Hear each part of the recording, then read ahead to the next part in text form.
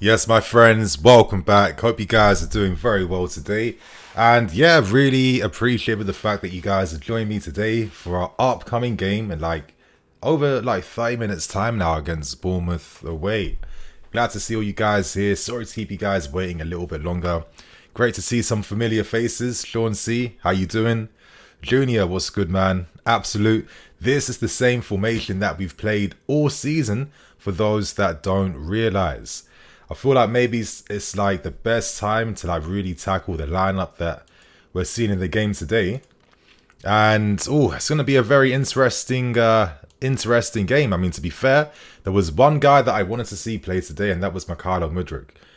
I saw what Doku was doing against West Ham, and that goal, the equalizer that Man City scored. That's the type of equalizer that we could never score without just utilizing the talents that we actually possess, right? Because, they were able to free up Doku out wide in 1v1 space, and he had the license then to go 1v1 against Kufau, attack his man, and then obviously score a goal from there. I feel like with us, we play the safer option. We'd have Ben in that position playing a back pass, and it's just we don't really take advantage of the players that we've spent millions and millions on. I feel like it's a give and go type of thing, right? And so far, it's only been catered solely towards the team over individuals at times, and it has to be a balance of both. I feel like we can get there under Pochettino.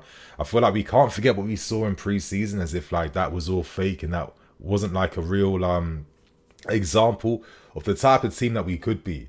So I feel like it's definitely a positive change to see Mikhailo Mudryk starting. And to be fair, when I saw the Chelsea Twitter account doing bare Mudryk PR yesterday, I kind of got the impression that he would be starting in the game today.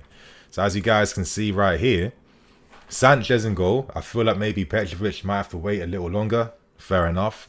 Gusto, Silva, Disasi, Levi, Cole. So it's I like to basically call it the Man City back four. I think Pochettino feels more comfortable if he has maybe four pure defenders in this team.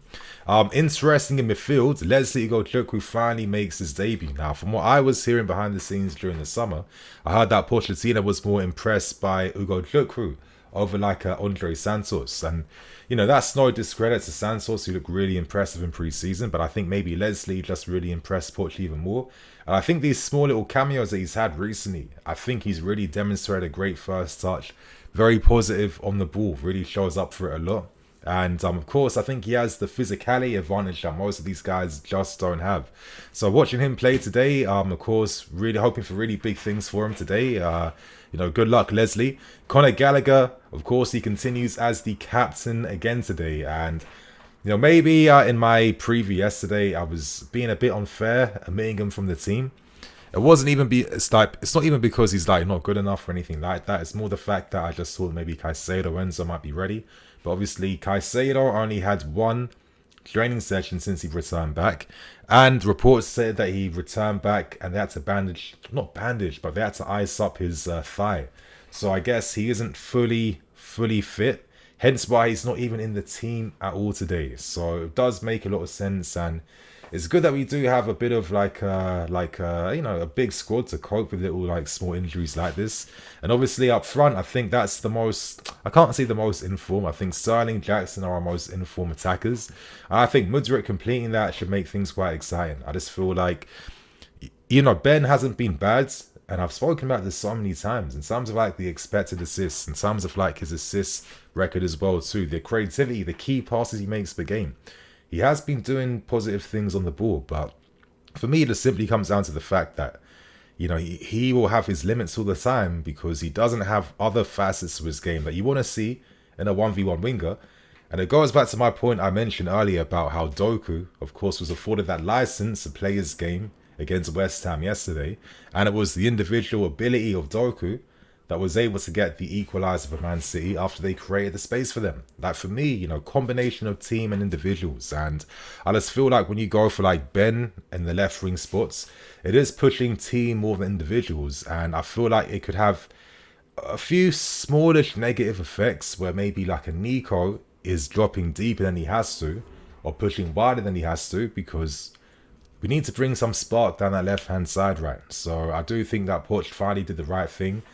Glad that Mudryk clearly impressed Pochettino during international break. And I mean, you can't really go off like all the PR clips and videos that you're seeing on Twitter, right? But it was a good indication with the spotlight being on him that he must have been impressing behind the scenes. And obviously, I think Sterling on the right, that's his best position. He's not a cut inside winger for me anymore.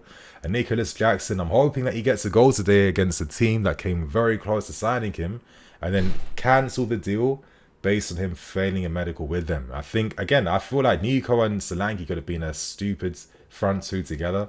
They'd have really complemented each other. But that's their loss and that's our gain, right? So my friends, let me answer some of your questions right now. You can see the lineup right here. But let me see what you guys are feeling about this game today. So let me just get up to things here. Bada boom. My friends. Okay. King Xavi Honus. Who are these young strikers? Okay, so maybe, let me go back to the lineup again. Obviously, I guess due to international break, Pochettino's had to rely upon the strength of the his squad at this point in time. And we are seeing a lot of youth on the bench, which is a very nice change. I mean, we're seeing 2 goalkeepers, which seems like a bit of overkill. I never like seeing 2 goalkeepers on the bench. I'd rather even use like the talented 16-year-old in the academy, not because you're going to use him, but to like reward him for good form or something. But I think 2 goalkeepers is an absolute waste. Anyway, Ian Matson, Ben, Alfie Gilchrist, Cole Palmer, he starts on the bench today. David Washington is his second sub appearance. I wonder if he gets game time, and you'd like to think, based on the injuries we're seeing, he could potentially get minutes today. And I'm really curious to see what he can bring, because I like Washington. He's like one of those Nico strikers where he can like take his man on, run the channels, very skillful, very direct. And obviously guys like Ronnie Stutter, he's like another striker for the the PL2 team. And of course Alex Matos, the guy that we signed from Norwich, who plays in midfield, but then obviously can play out wide as well too. I think he's like got very good close control, good press resistance, and good like upper bodies. So it'll be interesting to see who Poch uses, but I'd be very surprised if Poch uses all 5 subs. I think we'd have to be beating Bournemouth like 3-0 with like 30 minutes to go. Maybe we might see more, but realistically you're expecting maybe Ben and Ian Matson for sure to get minutes, and Cole Palmer.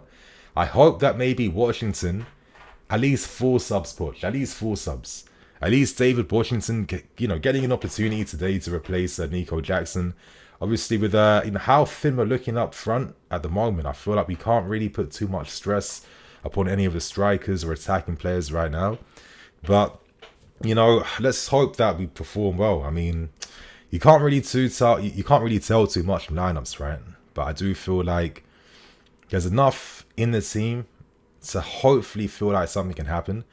I'm really, I'm hoping that this is more of like a 4-3-3. I'm hoping that Enzo Fernandez won't be playing this 10 role he's been playing recently. I like to think that's Conor Gallagher, who's moving a bit further upfields. And then you're having Enzo, of course, like alongside Leslie. But maybe Poch might feel he wants to have like 2 defensively sound players and like a Gallagher and Leslie in the base, with Enzo having more license to attack. But maybe we're seeing like, not like a poor interpretation, but maybe we aren't seeing the best interpretation of Enzo playing this 10 role. Because remember, it's not like a classic 10 role. It is like a 10/8 role where you have to drop deep at times. And hopefully it might look a bit better now, because Mudryk is on the left hand side. Mudryk has that pace. Mudryk can go 1v1. Hopefully that makes things a bit better for Enzo Fernandez, I guess, playing this 10/8 roles. So yeah, that's my thoughts on the lineup that we're seeing right now. Obviously, thank you for the question. Going back to the chat, how do you guys feel about the game right now? Let me read your questions right here. Junior, Jackson and Mudryk must score. I like to think so, man. 2-0, Theodore. Yeah, I feel like 2-0 minimum. I'd like to see that as well. I feel like Bournemouth, they're the type of team where even if they were to like park the bus for time, they're not good enough to, don't have that concentration. They're not good enough to like keep clean sheets or like seal out games for that long. Like, they will give you opportunities. So let's hope that today we definitely take advantage, yeah. But moving on to Absolute Spoon. Yep, our squad's gone. Yeah, Ayo Hassan, the squad looks proper today. I feel like, I think this is a nice like squad selection, a match day selection by Pochettino today. Interesting combination of youth, and I'm not expecting all these guys to play. And knowing how managers at this club do things, it would not surprise me if only like 2 subs get used today or 3 subs get used. But we'll see, right? We'll see. Anyway, Raz JD, yes, Dini, how are you feeling in general? Thanks, bro. I'm feeling a bit better. Obviously, I took a few little days off, but then I got ill during international break. And obviously, you guys know about my back thing from like 2 months ago. So I've been getting like scans, MRI scans and appointments and physios booked now, like from like Thursday to Friday. So I'm hoping to just get that back. And what I found out too is my shoulder's a bit messed up as well. So we'll see what happens with that one. But anyway, appreciate that, man. Habib, decent squads, but the bench is looking meh. I think what can you really do, right? We don't have many options at this point in time. Okay, Vic, what are you saying about Gallagher as captain instead of Silva or Enzo? I do feel like Poch did kind of say that he wanted like the English guys, of course, have the captaincy, especially guys that have been at this club, part of the academy. I think it's like speaks volumes about Gallagher's character and how he's carrying himself behind the scenes, that Pochettino is entrusting him with the armbands. And, I think we have to be fair, he hasn't been poor this season. He has been one of our, I'd say, like top 5 players since the season started. And maybe this like newfound responsibility and the fact that there's a manager now in Pochettino that really like believes in him, that really entrusts in him. And I feel like we're seeing a much more confident and better Conor Gallagher for this season. So I've got no qualms against it at all. Silva, I get it. I think, listen, he's a leader in his own right, but I don't think that type of captain that's going to, command the whole team. I don't think Thiago Silva's ever really been like that, in my opinion. But you see, it's either him or it's an Enzo. Maybe in the future, Enzo might have like captaincy shouts, or maybe Raheem Sterling. But again, that's only because of experience, not really leadership. So I'm going to back Pochettino. I think Gallagher probably deserves it, and I got no qualms with it, personally. Ollie Taylor, sup Nini, how's it going? Looks like a good team. I'm guessing Maurizio wasn't lying about jet lag. Exactly. I feel like, I think, didn't they, of course, a lot of the South American guys, did Ecuador play against Bolivia? Or was that Argentina? I can't remember now. But I know that they said that Caicedo came back not fully 100% ready, so it makes sense why we're seeing Leslie start this game today. Let me go down. Slavonic. Why is Gallagher captain? Because I think Pochettino picked him. King. I would like to see Washington. I think he's one of those unknown quantities in the team right now. I just want to see what he can bring, what he does. Very interesting. Like, he's not even played more than 50 career apps. He's not made more than 50 career apps. Not even made more than 30 career apps so far, 18. So it's like a very big, massive trajectory. And the fact that we felt like we had to buy him right now speaks volumes. Maybe there wasn't any time to secure the Strasbourg loan, but I think it's good for him to at least acclimatise in the country and the team, train a bit, work under Pochettino. And, it's not like we don't need strikers right now. We're still waiting for Breuer, who isn't too far away now. And, we're still waiting for guys like Nkunku to return back in January. So I think Washington has a big opportunity for himself to try and, stake a claim for himself in his team. There's a big window now to try and get some minutes, come off the bench at least. I think that's a big win for Washington, and I'm really curious to see what he brings, because I always like when young players like him play, because they play with no fear. They've not had enough experience yet to really feel the fear yet. So I do feel like I'm expected to see a lot of energy and excitement from him if he does come on. So hopefully Pochettino, please, hopefully we do see him get at least 20 minutes. Because I hate when these guys get 5 minutes or 10 minutes and the whole game's dead by that time. And it's what are they really here to do? But anyway, you guys, Stephen Thoronka, why is Palmer not in the starting lineup if he is playing an all-out attack? Maybe, I get it, but I guess maybe Pochettino feels like he wants to have 3 midfield players in the team. Surprised maybe Palmer didn't start Enzo and Connor together. But I guess maybe Leslie's there, of course, to bring more like physicality and defensive nous to the team.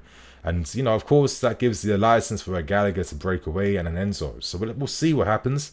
But, you know, now that you can use 5 subs in a game, sometimes I even think to myself, is the starting lineup even that important all the time? Like, sometimes it is, but is it important every single time? Because the game changes so much based on the subs that it's almost as if you have to plan for like 2 different games in one game, if you know what I mean. And I think that Palmer coming on, hopefully there's a bit more space, or if you have to turn towards him, that could be, and again, he brings us something different in attack. So again, I don't mind it based on the context that we do have injuries, we do have players who aren't fully fit, and I guess you don't want to reveal all your cards just like that, because imagine we start with these guys and then we have no one to turn to off the bench.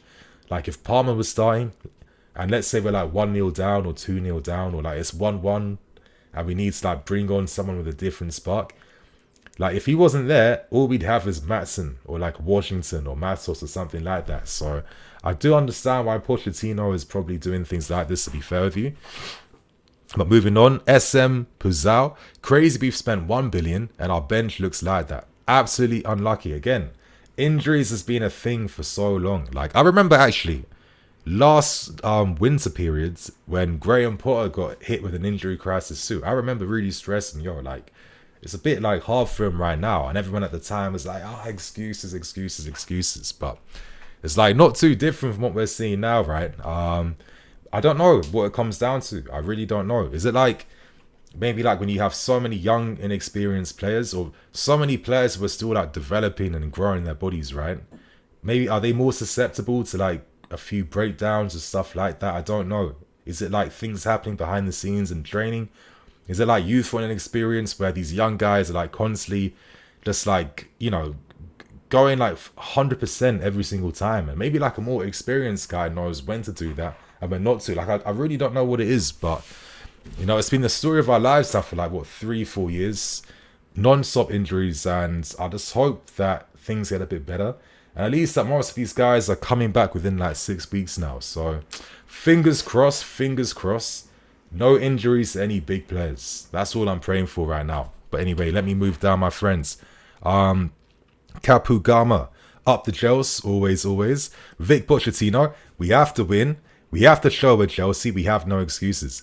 I'm going to ask you guys this in the chat. I've been seeing a lot of takes on Twitter and social media saying that if Pochettino doesn't get a win today against Bournemouth, are there conversations about him potentially getting sacked? Like, I need to see some of you guys' thoughts and opinions behind that. Do you agree with that type of sentiment? Do you disagree?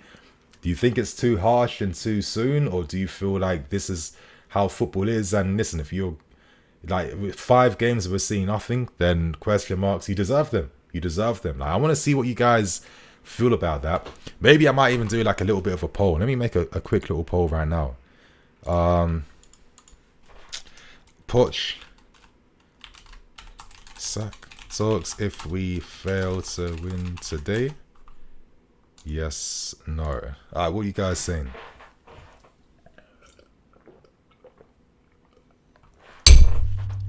Okay. Ibrahim, why is Cole playing left back? Now Cole, I mean, like we know that he's playing that slash like centre back slash left back. I mean, I get it. I do feel like sometimes you want to have like a bit more of a traditional guy, like even an Ian Maatsen. Like if Ben wasn't going to play today, I like to have seen like Maatsen combining alongside Mudryk. I do feel like, you know, when I look at Man City and I'm seeing Doku getting supported with like proper fullbacks in behind, when I'm seeing guys like you know, Martinelli at Arsenal, when I'm seeing guys like so many wingers getting the support. I mean, the best example being Matoma and Estupiñán. I just don't understand why we don't do it like that. And I hope that this won't be another game where Bournemouth are going to like not press us. They're not, because again, why are you going to press us if we have Silva, Disasi and Cole, knowing that these guys can play through you just like that? And I hope it won't be another game where Thiago Silva's passing gets wasted a lot, because all he has is the sideways option every single time. So I do hope that it'll be a lot more positive now that we've had international break, maybe a bit more time for guys to get used to the demands, the system, the details. Who knows, right? Realistically, though, I feel like we have to get the first goal. If you're not getting the first goal, no matter what system you play, it won't really make a difference. But I don't know. I just hope that it won't be one of these games where we have like 75% possession and most of it isn't really doing too much because teams want us to have that much of the ball, right? So we'll see. We'll see what happens. But I don't know. Like I understood the team against like Liverpool. That made sense to me. I even understood that against West Ham. That made sense too. But I feel like with the smaller teams, again, I'm only an armchair fan. I keep my hands up. But against the smaller teams like your Bournemouths and Coles, I just feel like, is it not a bit of overkill? Because I'm starting to notice this pattern in the Premier League, yeah, where the more positive teams are, the more rewards they seem to get. I mean, look at Newcastle last season. You know, some people might think of their like individual players and feel like, right, you know, are these guys getting into most big teams? Yeah, look at the football they played last season, the goals they scored. Look at teams like Brighton. I could even argue teams like Aston Villa as well too. I feel like the teams that are more positive and really go for it get a lot of rewards because it comes down to getting the goals. No matter how much money you spend, no matter how many big players you buy, like all the spending isn't going to mean you're going to concede like less goals and all that type of stuff. It's more about how you're going to control the game more now. Because I think like the level in the Premier League is just so high. It's so high right now based on the competition that the first goal becomes even more important in giving you an advantage throughout the game. So, I don't know. I hope that it won't be one of these other games we've seen where it's just passing. But, you know, I've been waiting for this game. I've been looking forward to that. So, let's see how it goes. Dugs. Yes, Nini. Big up my brother. Respect, bro. Nafo.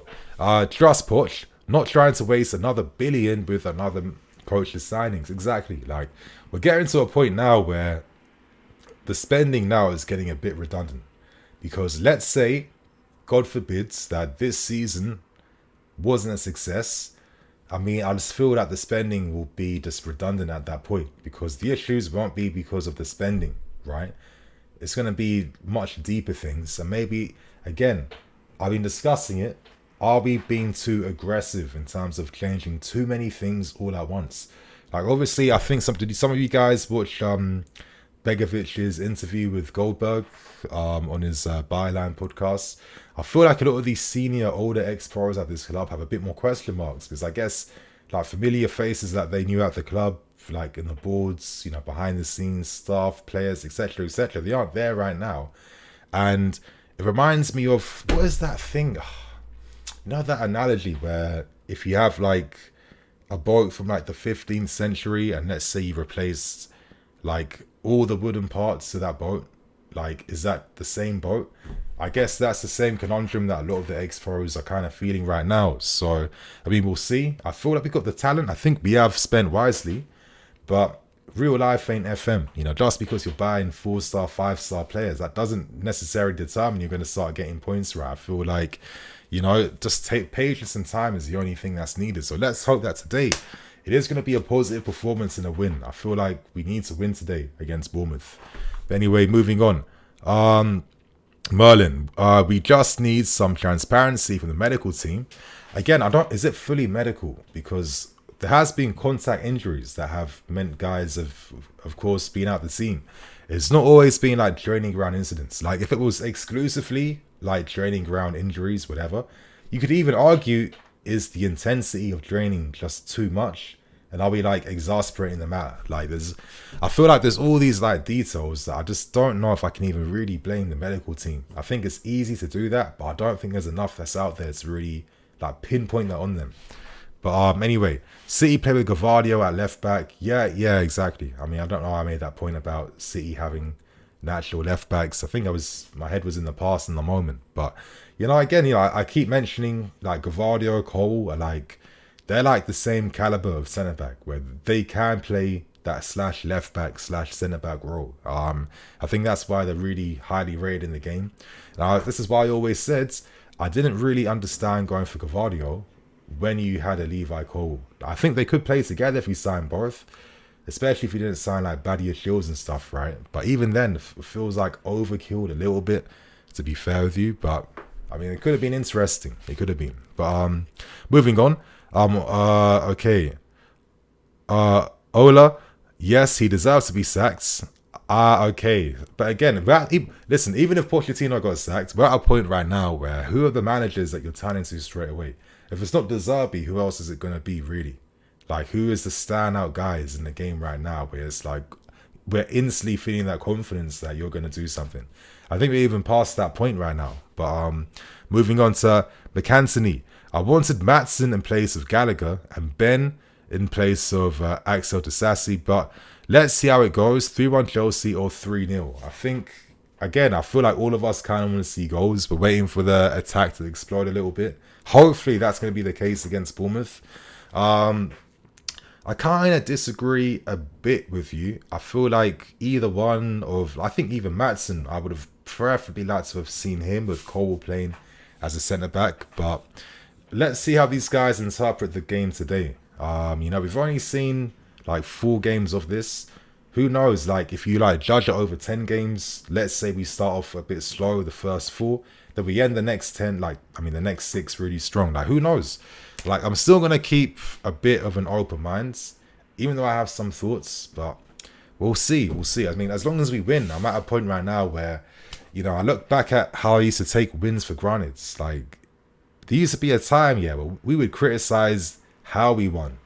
And seeing where we are right now, where, you'll take a win how it comes right now. Like, the contrast is sickening at this point in time. So, yeah. Today just has to be a win.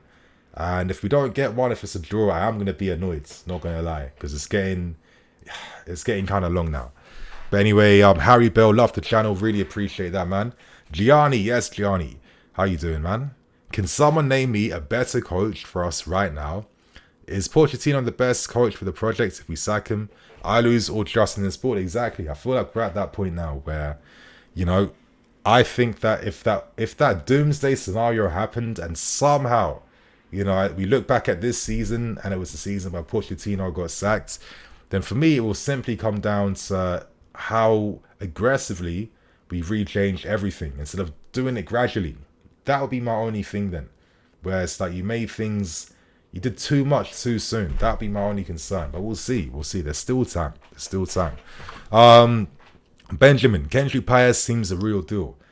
I am going to have a video on Paez this month that I've been working on already. So I hope you guys are going to enjoy that one. But I think after seeing Kendrick Paez during international break, I think like he might be up there with like Lamine Yamal and like the like superstar teen talents, right?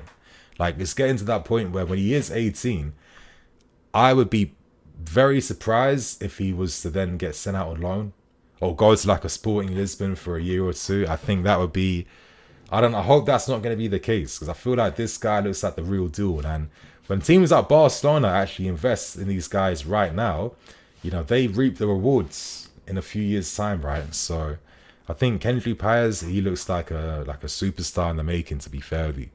Nagelsmann. Okay, you guys wanting Nagelsmann. So you guys want to see more back 3 systems then. Okay, fair enough. Absolute Spoon. Some analysis said that Chilwell wasn't getting back, so there was too much of a big gap for Cole. So I'm interested to see if Midrick can close the gap with his pace, for sure. And there was also like spaces between like the back 3 as well. Like the distances were a bit mad. Like most of the goals we have conceded have been on the counter attack. So again, those types of details matter. But I feel like when you play this way, like look at O'Brien. Like if you're gonna play like that, you have to score, right? You have to get goals. Like it can't be for no reason because that's why you're playing with that risk.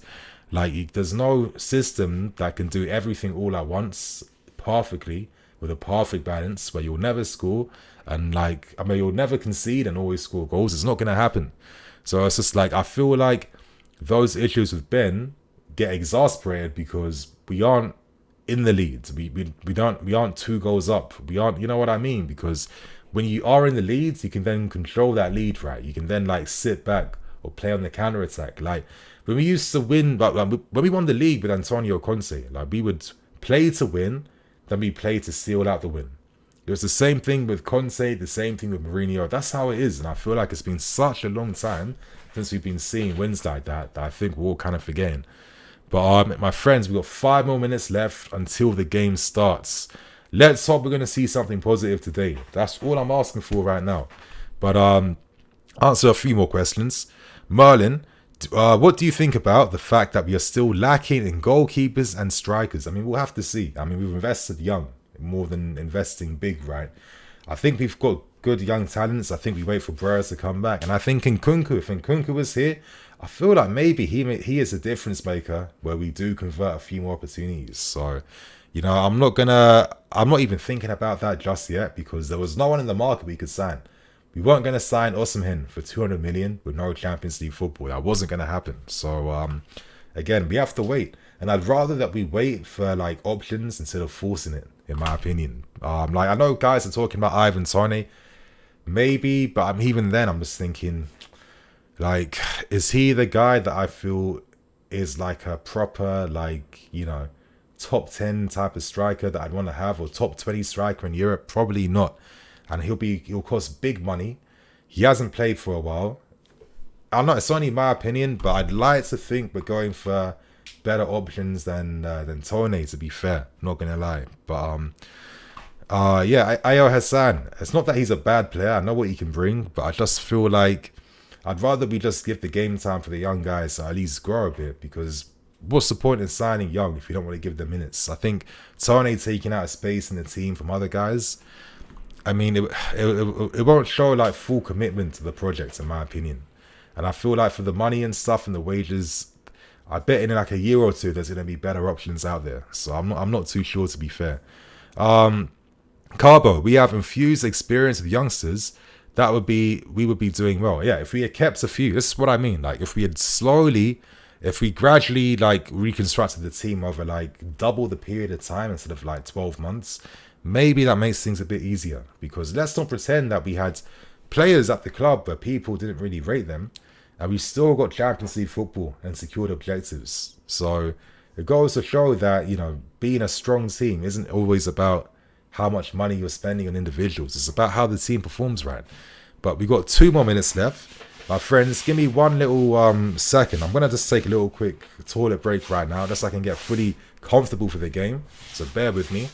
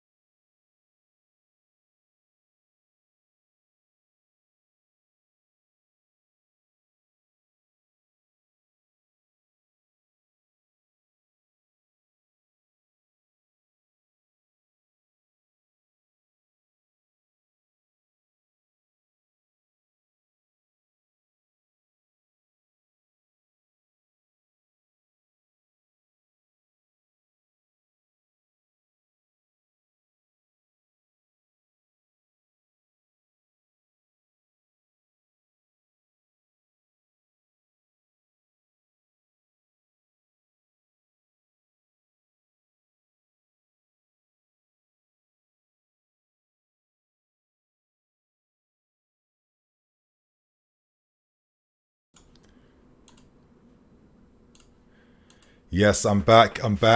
Kickoff is about to take place anytime soon, my friends. Let's hope we see a big win. You guys in the chat, we got 1 minute left. Give me your score predictions. I'm seeing like a few 3-0 wins. I'm seeing a few 2-0 wins. How you guys feeling? I'm seeing 4-1 to us. Hopefully, the more goals, the better, in my opinion. Yeah, let's hope for big things. I think Bournemouth, we tend to win quite a few games against them. I think it was only under Antonio Conte where Bournemouth looked like a bit of a super team against us, to be fair. So, yeah, optimism is very high for myself today. But let's keep that. But when is it never high? I mean, come on, I'm a bit of a mad guy. But anyway, the new kit. How do you guys feel about the third kit? Of course, I've ordered mine. I'm still waiting for it to come. I think it looks very, very classy, to be fair with you. Like it's like a light it's like a turquoise type of blue green, right? So now I think the kits this season are very sexy, and I just feel like I'm at a point right now where I've got no like drawer space with all these kits that I've accumulated, all the training kits. Like, why do we have to buy a new kit every year? Like, why not every 2 years? I just feel like it's just getting a bit silly at this point. Like, I think this kit we have is so nice that I could wear this for 2 years very happily. Not gonna lie. Okay, Poch Sack Talk. Hard food, yes. I mean, that's again, I put the poll out because that was some of the conversations happening on social media. Obviously, I think it's stupid. I don't agree. But I'm just curious to see how people feel about Pochettino if he doesn't get a win today. But yeah, no, it's a bit crazy out here. Come on, boys. Just to start raining today too. Oh. Hopefully it works in our favour. That's it, getting ready to start.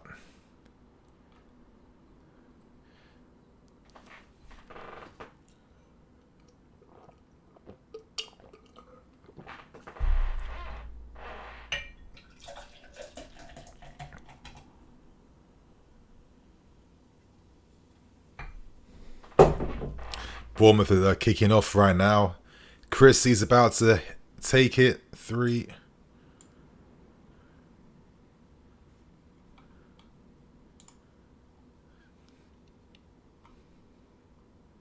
Come on.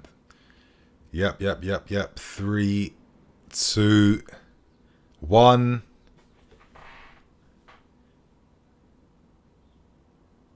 Yep. Okay, we begin, my friends.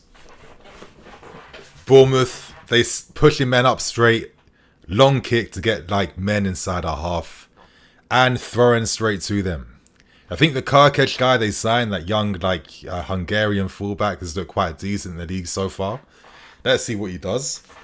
But Malo Gusto, I have been impressed by Gusto. I think defensively, there was a lot of people talking about him being like susceptible defensively, but I don't know where that came from. And it's like, it goes back to what I keep saying. Like, you can't just exclusively get your information from Twitter and social media because you'll never get anything correct. I'm telling you. But anyway, since Gallagher's got this man bun, I feel like he's just coming out even more. Not gonna lie.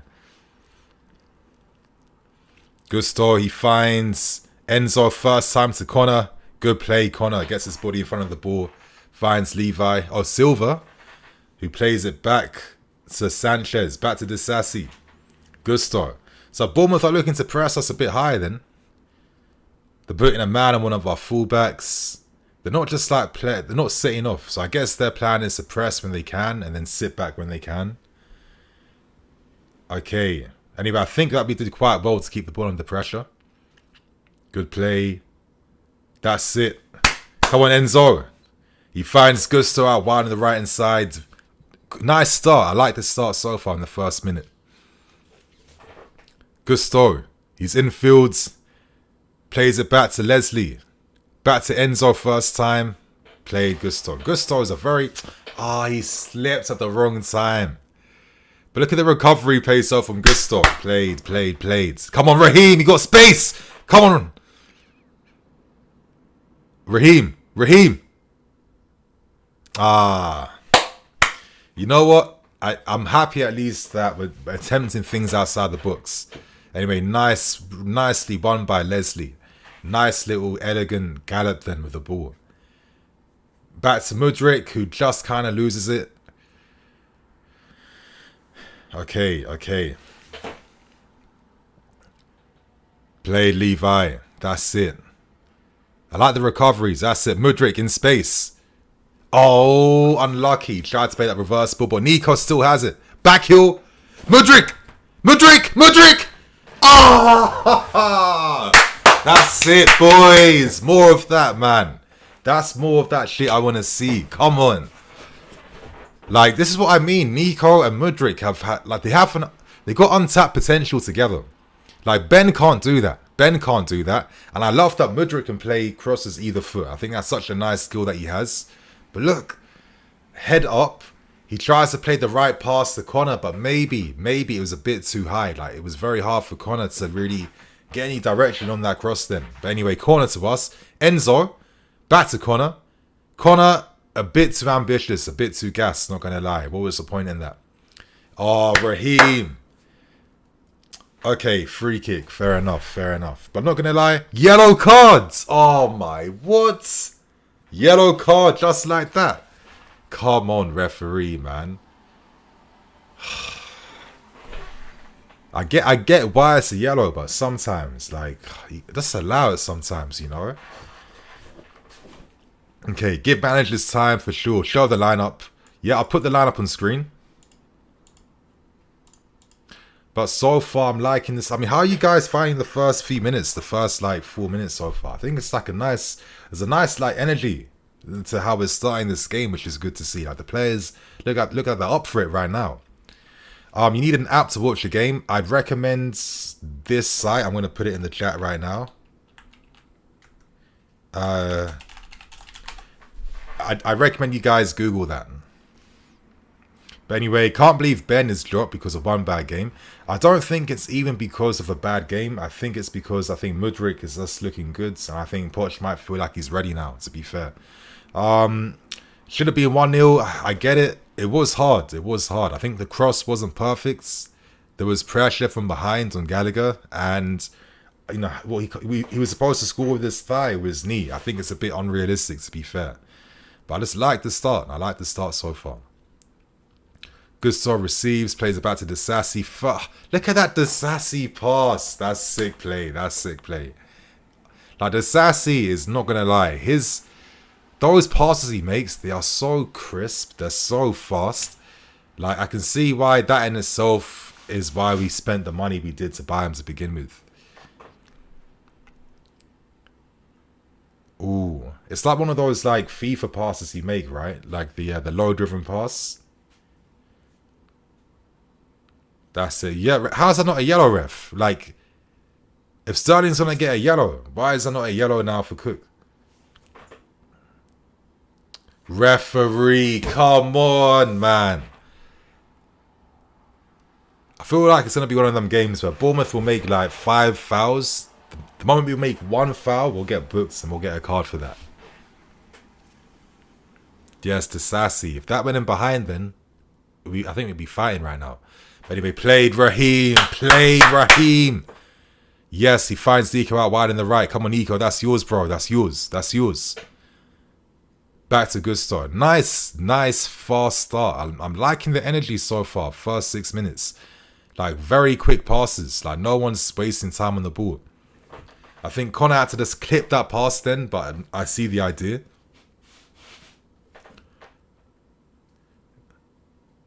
Looking very aggressive with our shape right now. Okay. Leslie has been behind. Is this more of like a... Again, like with Pochettino, it's so fluid and dynamic that, you know, I think like it's lazy to say it's like back three. It's like 3 formations in one. Like it looked like more of like a 4-1-4-1 for me at that time even. Anyway, we've got a bit more control of the game. Silva, who does he find? Yeah, Leslie was a bit slow than making himself a passing option, but back to Gusto. I like when Gusto does moves in field then to just receive. But anyway, ball over the top to find Connor and just dispossessed then by Cook. Plays it back to Kelly. Who is he finding? We're closing down the passing angles. He plays it out wide to find Zabani. I remember when we tried to sign Zabani when he was at Dynamo Kiev or something, right? Like a big Ukrainian hope, obviously, I think 20 years old now, but he was at the Euros making his first appearances for Ukraine at like 18. So, you know, a bit of a big signing for Bournemouth.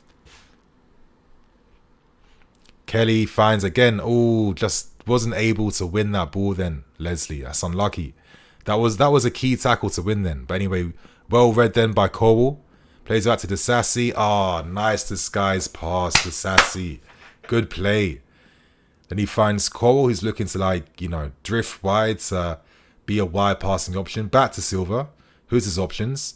It's only Levi Colwill. I just feel like, again, I noticed that Silva maybe he finds himself in those types of moments a lot, right?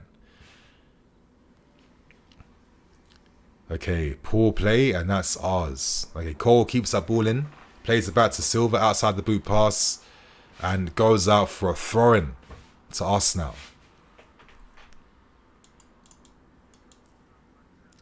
Milos Kirkej. Most duels won and tackles won. I mean, yeah, he's looked quite impressive, this kid's, not gonna lie. Like, he's looked quite good for Bournemouth. Definitely one to watch. Cole wasn't the best. He made something from that back pass from Enzo. Leslie tries to play it first time. Finds okay. Oh, fuck's sake, ref.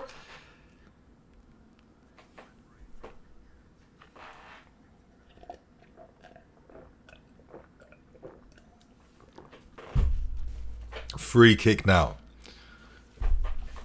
But you guys saying we need to put these chances away. Like, we haven't had too many right now, so let's give a bit of a benefit of a doubt for now. Nice pass by Connor, yeah.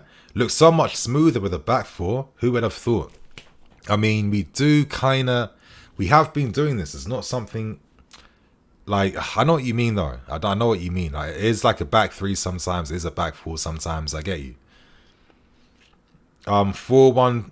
4-1-2-3, yeah, exactly. I feel like Enzo isn't as close now, because I feel like when you have Mudryk, who can eat up those yards, who has that pace, who is explosive, like who can find Jackson a bit faster, I feel like that should allow you to have more of like a classic midfield three. So again, you know, Enzo isn't too high up playing like any type of 10 role right now. He's dropping deeper. That's what I kind of want to see more of. Oh, nice play, Leslie. Played. Enzo, who does he find? Beautiful pass to find Connor on the right hand side. Little dummy. Plays it to Sterling. Come on, Raheem! Oh, bro, Raheem, you snatched at that, man. You snatched. Like, I felt like Raheem wasn't scanning. He should have noticed that he had the space to do something a bit better than. I'm not going to lie. Like, look. How many scans was that? One? Another one? So again, when he saw the space, like, okay, so maybe his idea was he wants to go for a cross to confuse everyone.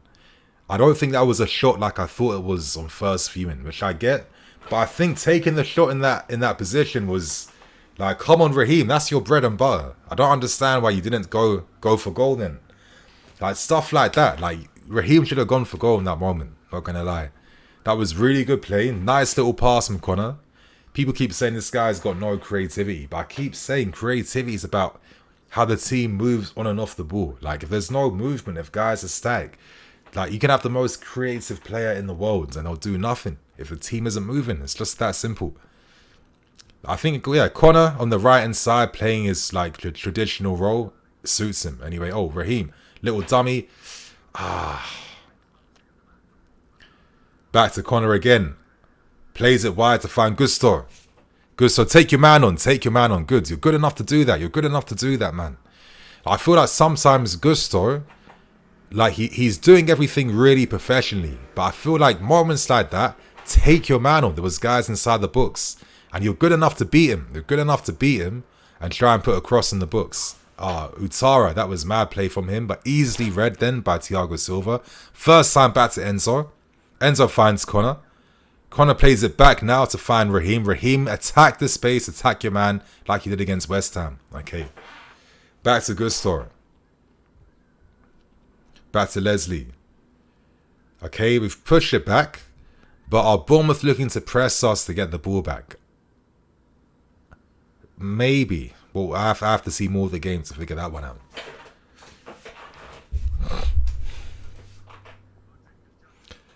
But I think Leslie's looking quite nice so far in the first, like, 12 minutes. Like, especially playing that holding role. Oh, nice. See what I mean? The little link up with Nico and Mudryk. Oh, Nico, unlucky. Unlucky, Nico. Unlucky, Nico. This is what I've been saying. Like, when I've been seeing Jackson linking up with Ben.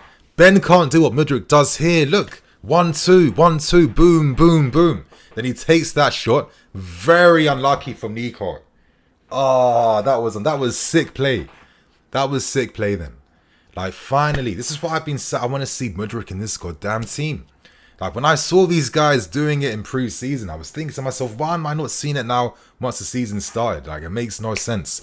Hopefully, Pochettino just hasn't used Mudryk, because maybe Mudryk, maybe fitness-wise or whatever, hasn't been fully ready. That's the only thing I can think of, because Poch mentioned the point that, like, when Zidane signed for Real Madrid at, like, what, 27, 28, like, he wasn't good for, like another 7 or 8 months. And that's how football can be sometimes. Sometimes it's about timing. It's about patience. You can't just force it every single time. I guess us fans, internet age, reactionary age, all that type of stuff, we want everything instant because the world is quite instant. Like, anything you want, you get. But I guess, like, it doesn't translate to sports as well, that type of mentality. But, very unlucky from Leslie. But I don't want to start getting carried away. But you can see, like, a little bit of that, like Vieira, right? When he, like, carries the ball, like, over distances. Like, it's nice. It's nice. But anyway, going back to Nico and Jackson, just what I've been saying. Like, Nico has to drift wider than he should because Ben's done his thing, but he can't do what Mudryk's done there. Like, he can't do that. That's not his game. He doesn't have that turn of pace. You know, he doesn't have that fear. Like, you play more predictably if you're going to use him that way, you know. But after seeing that goal and the amount of, like, 1-2s I saw Mudryk and Nico playing during pre-season, that was telling me instantly these guys have a connection. Because, bro, Nico was playing alongside guys like Yeremy Pino and guys like Chukwueze at Villarreal doing the same thing. So I was thinking to myself, like, in reality for us, this should be no different. These two should really complement each other even more, right? So, again, more of that. And, like, 2 of our best threats so far has come from Nico, and it has come from Mudryk in this game. So I hope that continues. But anyway, yeah, let's see how it goes, man. I'm glad Gallagher has improved far this season. He has. And I feel the fact that Gallagher is playing in his, like, best position, that helps. I mean, last season he played how many different positions? It's just like no player likes that. Oh, that little dummy and cut from Mudryk. Come on, Mudryk. Come on, Mudryk. Oh, unlucky. Okay. Like, people have been too quick to write Mudryk off. And, like, for me, I just haven't even seen enough of this guy to even have the strongest opinion. But I saw he was doing at Shakhtar. I know the talent and skill he has. And I just knew that there was too much unexplored, untapped potential from him. And I feel like, you know what it is? People react to what the rival fans say about players sometimes, and they let it, like, skewer their opinions. Like, it's silly. It's silly. But again, I think Pochettino, look what he did with Son. Yeah? No one liked Son in his first season at Spurs, and there was talks of selling him when they signed him from Hamburg that season. Now look at Son now.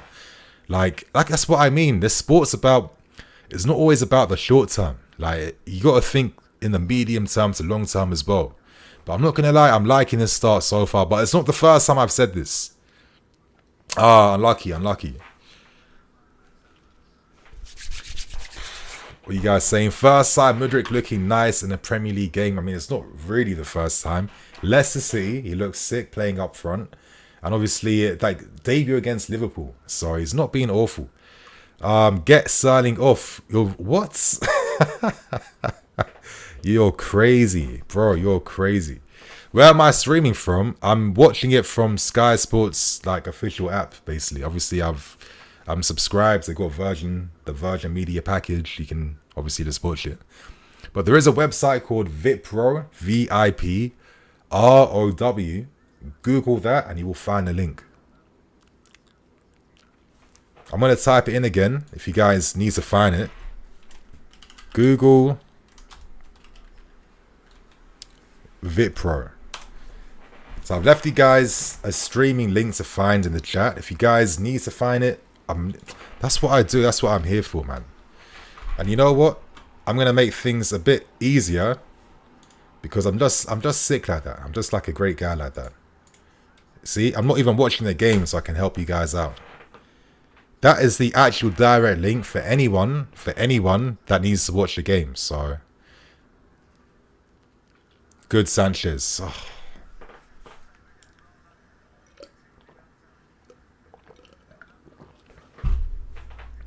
Little quick set piece taken then. That could have been very dangerous, but that was great goalkeeping by Sanchez then. Look how quickly he read that and made himself big. I think that's probably his best save of the season so far, not going to lie. That was really good goalkeeping from Sanchez.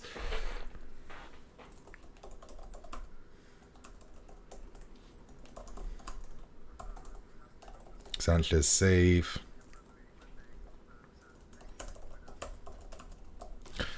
Back to Gusto. Cuts in field, plays it back now to Disasi. But look, you see what I mean by how Disasi passes? Like, the ball just like glides on the field when he makes that pass. Like, it's like he just does it so nice, not gonna lie. Like, he really does. He does really play beautiful passes, Disasi. Like, I'll give him a lot of credit for that. Okay, space out wide to find Christie, but Leslie's there marshalling him. Now, Colwell, can he keep up? Plays it, the crosses behind, Disasi sweeps it up. I've always liked a more DM type of mids, not going to lie. I like DMs because if a team is counter-attacking against you out wide, the DM is normally there, tracking runners in behind. That's what I like. Like, he offers additional defensive support for your fullbacks and your defense. So I don't know why you don't always see it all the time. But I think if you're a big team and you need to use more attacking players, I think you need to have a DM behind you. And I think Leslie's looking quite nice. Like, I'm quite impressed by his start so far. I'm gonna go put some of the stats on SofaScore right now. Let's see the expected threat records in this game currently. As we're seeing, most of it has been us. Bournemouth had one. They had the best opportunity of the game so far, realistically, with that big save from Sanchez. But we've had most of the threat, as we tend to have. Ref. The player rating so far, Mudryk, Gallagher, Gusto are ranking quite high, which makes sense.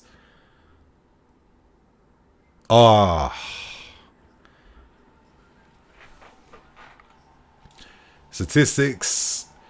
Expected threat is, again, like, Bournemouth had the best chance, and that was, that could have been a goal in that moment. So great save from Robert Sanchez.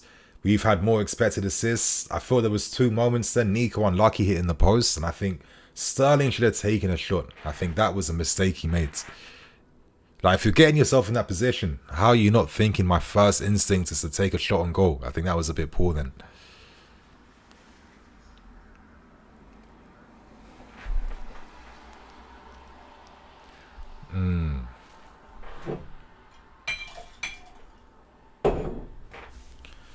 Oh, Dango. But in possession, 71%. 3 shots against their 2. Bournemouth have more on target currently. And big chances missed, 1 each, either sides. Which is fair. It's fair so far.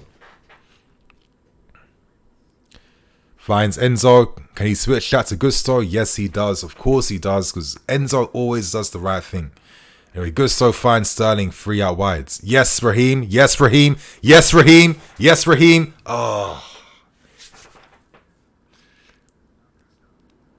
Oh, that's it. Gusto 1-2 with Connor. Oh, come on. Oh, that's better play. Win that, Leslie. Win that. Don't foul. Fuck off, ref, man. Oh, I feel like the refs are just looking forward to blowing their cards in moments like that. Anyway, played by Gusto. Yeah, I mean, what can you do? I mean, that was, it was good play. Good blocks by Bournemouth. Good first touch by Raheem.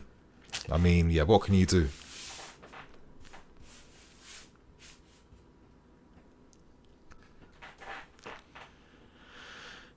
"22 minutes so far. I think the start's okay, I'm not going to lie. I'm not expecting us to be winning 3-4-0 up. I mean, it's the Premier League. You're not going to expect that right now. But he looks a bit positive at times. Solanke plays it back. Good, well read by Connor then to block that shot. Don't let him put the cross in. That's yours, Levi. Okay, played, Levi. Played that. Oh. Good tackle. He's him, you the man. Chelsea have no shots today. About to concede, okay? Don't like Cole at left back. Hasn't got the positional sense as Ben does. I mean, I don't know about that. I think he's shown that quite a few times in this game already, to be fair. But I just feel like we could benefit from Levi being able to express his... I mean, I spoke about it in yesterday's game. Like, he plays less medium passes. He plays less long passes. And I feel like you could really benefit even more from his passing range and his playmaking out from the back too. So, I don't know about that really. Okay. Oh. Okay, off. That's it, off. That's it, that's ours. Goal kick. Cole not supporting Mudryk on the left, like Gusto on the right hand side. I feel like we're creating that like lopsided imbalance. Like when Mudryk does get on the ball, he is finding himself in space, right? Like he is able to turn and he is able to link up and do some combos with Mudryk. I feel like we're looking to build up more down the right hand side at times. But I know what you guys mean. But I guess the only thing is, what if we had both guys really pushing up high and wide together? Could that make us more susceptible to counter-attacks in behind? Like, that's the only thing I'm thinking of right now. Played, Connor. Drive, carry that ball forwards. Yes, finds Raheem. Played. I'm liking this little 5v5. Finds Gusto, plays it back. Oh, it's just too predictable. Gusto, bro, you had to play that back to Raheem. You had to be looking for Raheem solely because he literally stopped his run then. He was waiting to receive that back. Like little details like that. But I feel like, do you expect these like details to like mess up when you're a team that isn't known to score goals recently? I just felt like that 5v5 could have been a bit better then, not going to lie.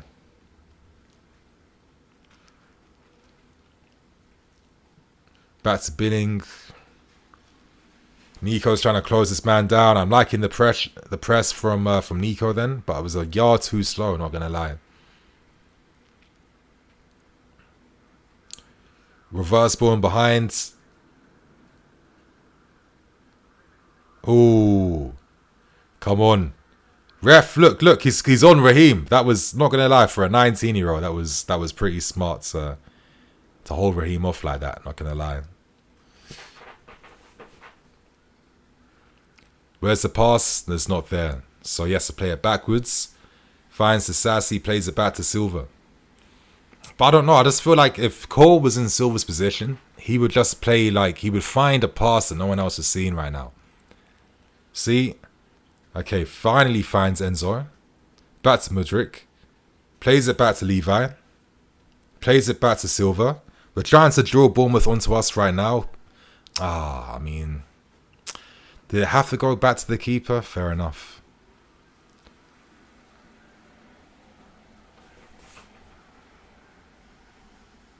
Come on, Silva.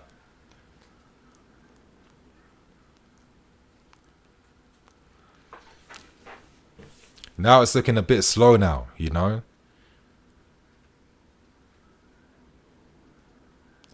Again, who's looking to receive? Silva's like, who am I passing to? Where's the options? Everyone's off the ball. And that was good play by Nico. When Nico drops deep, he really helps our defense. Played Nico. That's a foul, no? Come on, ref.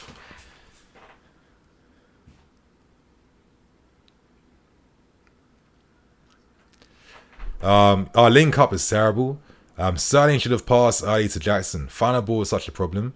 I like the partnership between Jackson and Mudryk. I think so. I think that looks promising. Gianni, this is what we have to expect with such a young team, for sure. I think these detail, like, you know, these errors at times, it's normal. I can't believe it's the same shit all the time. We get their goal 10 times and they can't one's an almost score. Yeah. Young team, exactly. Winnie, young team, nothing to expect. Yeah. I think you have to embrace these types of things, right, if it's a young team.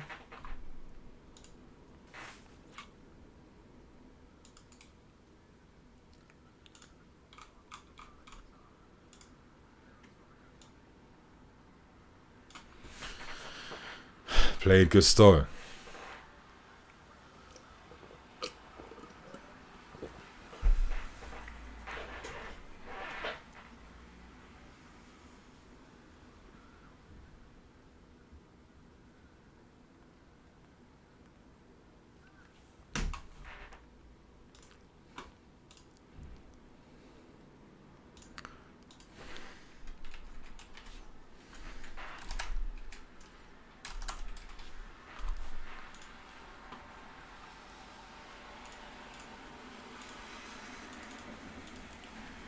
Told me earlier.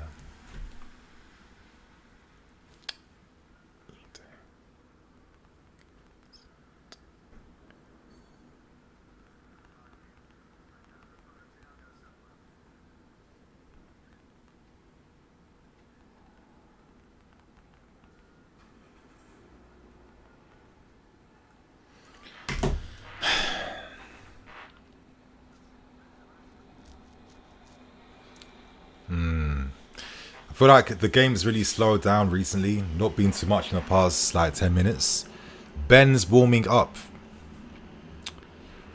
I don't know, like I hope at some point I'm going to see Pochettino using Levi with Silva or Disasi beside him and using like two natural fullbacks. I just feel like you could get something like a bit more of a different dynamic.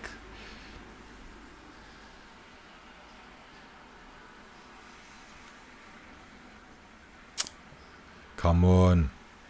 Come on, boys. Yes, Nico, can you get there? Unlucky, unlucky.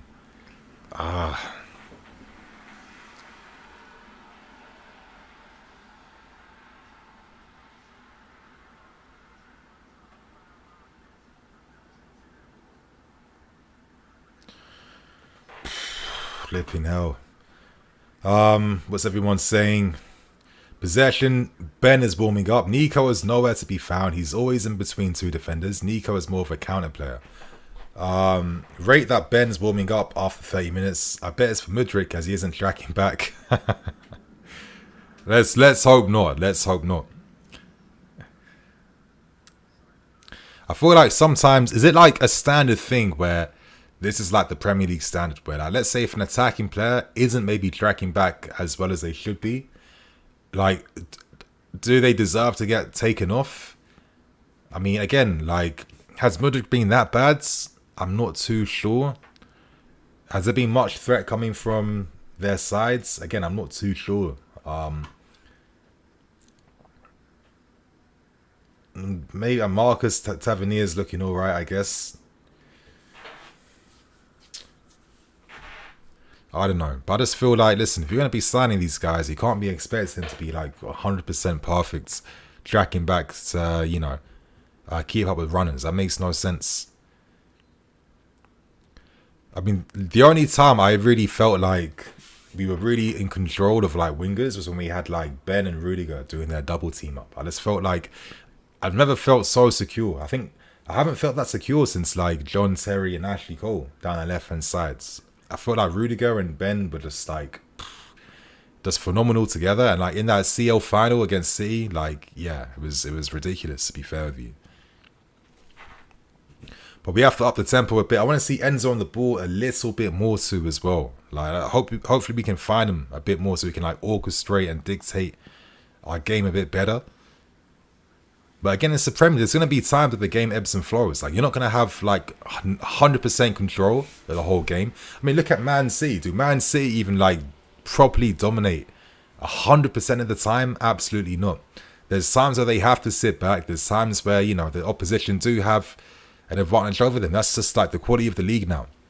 But moments like this, like, the disconnection right here. Come on, I want us to pass the ball quickly, though. Like, let's not waste no time.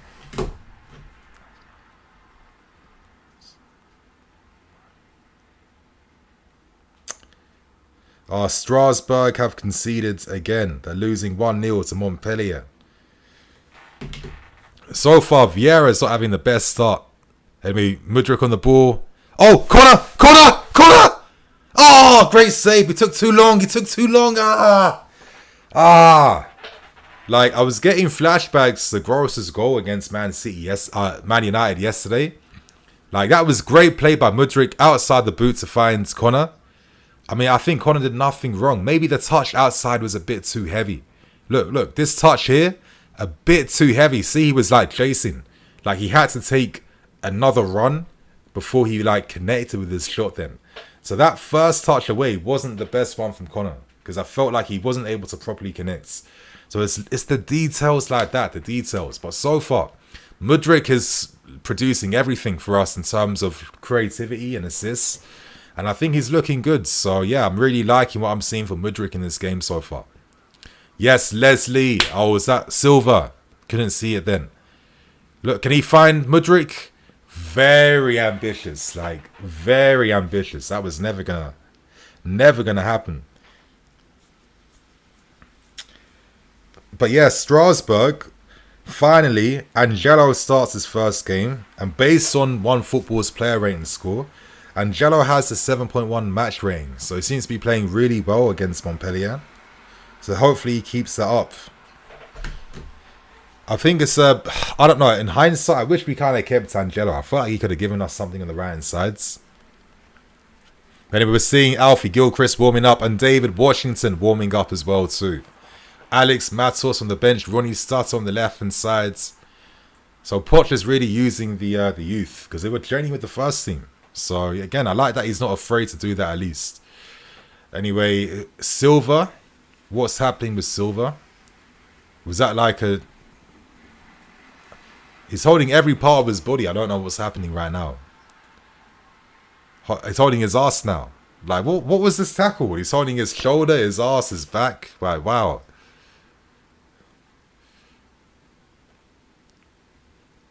Okay, ouch. First ouch, second ouch, third ouch. Okay, it makes sense. It makes sense. Please, you need answers to what? Are we signing another attacker? I mean, Winnie, and probably I don't have an answer for that right now, Winnie. I'm sorry. I mean, it's Chelsea Football Club. When are we not signing an attacking player? Like, I don't know what to tell you. Who's the breakaway to? If we find, okay, nice 1-2. That's what I want to see. Come on. Oh, like, you know what? If there was one player I wish we signed, man, it was Michael Elise. Like, now that we didn't sign Kudus, I still think not signing Kudus was like such a... This didn't make sense why we didn't go for him. I don't know why. We could have beaten West Ham to his signature. But just moments like that, like, I could just imagine Olise playing the perfectly weighted pass in behind to find Nico Jackson. Just little moments like that, you know? Or even Olise playing in midfield, like a three-man mid. That could have been mad. Anyway, we've created good moments, like 2 big ones. It's not been a terrible start. It's been decent. But again, it's getting a bit slow. Back to Corwell. Plays it back to Sanchez. Okay. I think, who are they communicating to? Like, who are they communicating? Like, on the left-hand side, is that Mudryk they're talking to? Sanchez plays a beautiful pass to find Enzo. Okay. Taken down really well. Yes, that's yours, Enzo. Like, Enzo, like, for someone who's not the biggest guy, like, he just knows how to use his body. Like, he knows how to... Like, he does the most optimum thing, like, in every situation on the field. That's what I love about Enzo. Okay. So, again, it's one of those games where we have all the possession, but we have a counter-attacking threat that we have to be wary of. Anyway, finds Gusto. Gusto, I know you can beat your man. Yes, Connor. Yes, Connor. Back heel, unlucky. Put pressure on him, pressure him. Yes, Gusto. Unlucky. Is that foreign?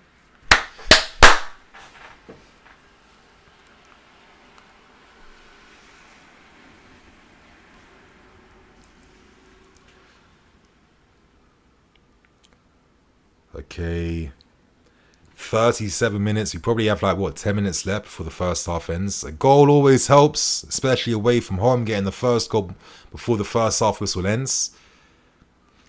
Anyway, it's played all the way back to Sanchez. Okay, we're wasting time. About 5 seconds, he's on the ball to play 5 yards back to Leslie. Okay. Plays it back to Levi. Who's Levi found? Levi carries it. Great play, Levi. Great play. Great play, Levi. Unlucky. That was a good idea then.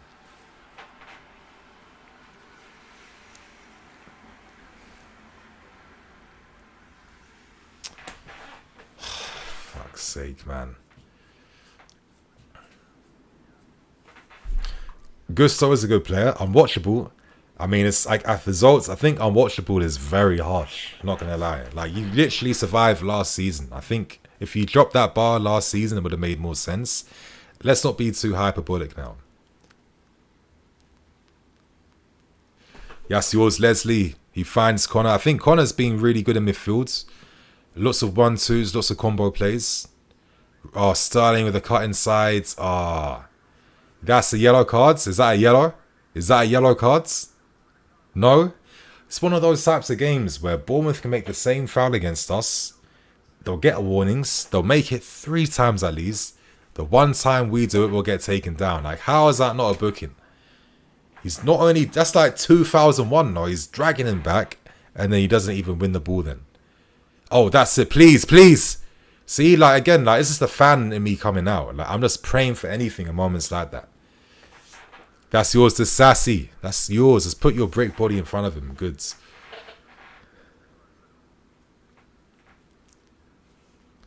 And Montpellier are beating Strasbourg 2-0 right now.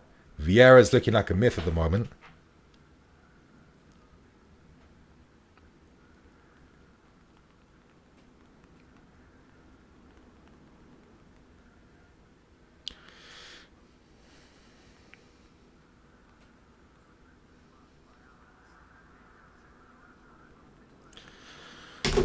Oh, that's it, Sanchez.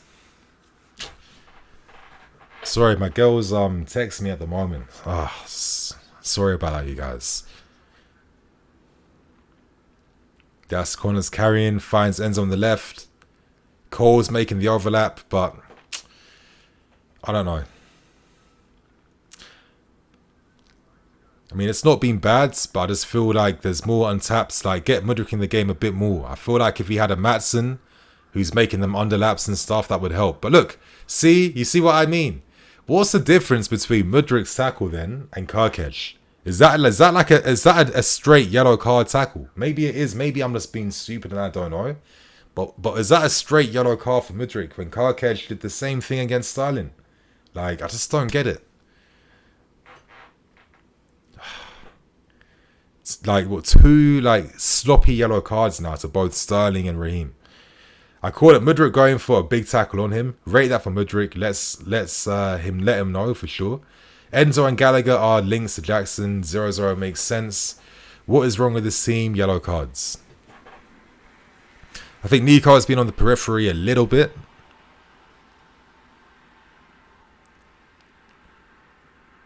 It seems like Gallagher, look at Gallagher's position. Like, he's a lot more advanced compared to like an Enzo. Or maybe him and Enzo are interchanging. I just feel like so much happens that, I'm not gonna lie, when I watch games the second time, that's when I am able to like understand what happens more. I think on first viewing sometimes there's so much that happens that it's a lot to take in, not gonna lie. But anyway, that's nice combo play there. We got the speedsters on the break. Oh my god, what a pass from Enzo. How did he get that out of his feet then? That's yours, Nico. Shit. Yes, is that ours? Okay. Hopefully that they get punished for this mistake then.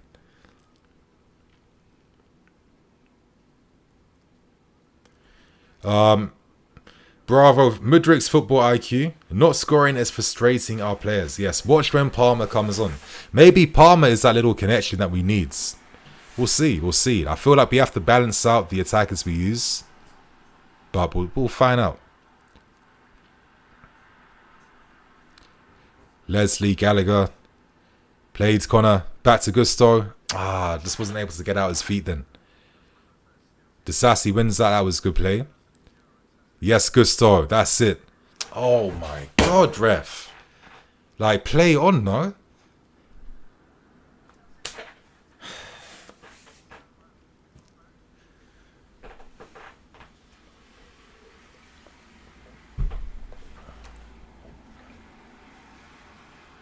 Back to Raheem. Okay, can you take your man on? Gusto, can you not make an overlap? I feel like sometimes you have to take the risk when you see the possibility. Anyway, Enzo plays it back to Raheem. Like, what's he going to do there? Back to Gusto. Left foot cross. Come on, Gusto. That's poor. That's poor. That's poor. Like, forced it for no reason. No one hates Chelsea more than Chelsea fans, or at least some. Ref supports Bournemouth, whereas Caicedo isn't fully match fit. He came back with a slight, tiny knock. He's not injured, but he just wasn't ready to play the game, basically. My God. Like, you know, like when I watch like other teams score goals, like when we watch Match of the Day, and how do they make scoring look easy? Like what is it about us where we've had this like Achilles heel with scoring goals now for years? I don't really understand what it is sometimes. Like when we play games, we do a lot of the right things, but why does it not translate into goals? Like it's starting to even like baffle me a bit now. Like the chances like Brighton got for themselves against Man United, for example. Like how come we're never able to create those types of moments? Come on, play it back to Gusto. Gusto, carry that ball forward, man. I feel like Gusto can really just beat his man differently if he really wanted to. Mudryk finds Nico. Played Nico and Mudryk. Again, nice little link up there. Like the third time they've done that in the game today. Back to Enzo. Enzo, who's making the run? Okay, outside the boot pass to Mudryk. Another outside the boot. Okay, unlucky. Hard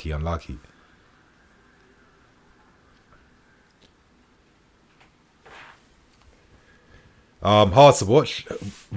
Palmer, who will he come on for? Do you decide to take off maybe like Leslie or like a midfield player to like have another attacking player? And that could be the play, who knows? That could be a possibility. But again, I just feel like because we're never able to like get the first goal in the first half, you know, the game it becomes a bit more 50-50 in the second half, because Bournemouth, they're at home, they're going to be very happy to get a draw against us, but they're showing on the counter-attack that they've got threat. Like, I think we're matching them in terms of shots on target and on goal and stuff like that, right? So we have to be very wary about what they're doing. So there was only 1 minute in there. Okay, so the first half is about to end anytime soon. Might as well just hoof it off the field, to be fair. That's it, yeah. Might as well just do that and referee blow the whistle and let's end this first half. Okay, my friends, the first half whistle has been blown. I feel like there has been some positives. The negatives, they've been there, but they've not been that low, if you know what I mean. It's just, I don't know. We just look like a team that just is like scoring and creating opportunities is very difficult. And the fact that we've replaced every player now for new ones and it's still the same thing. Is it like the players' fault all the time? I'm not too sure. To be fair. But I think right now is a great opportunity to go through some of your questions, answer some things, see what you guys are saying, see how you're feeling about the game. I'm going to end this poll. I only had this poll here because of Twitter. And, you know, sometimes Twitter, they cap quite a lot of times on that platform.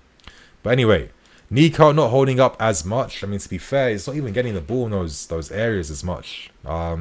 Wendy, I get the feeling this ref would blow his... good grief, Wendy. Wow. Man's calling everything. I mean, I'm not seeing the connection with his... Oh, sorry. I do see the connection. I just got a bit of a dirty mind. My bad.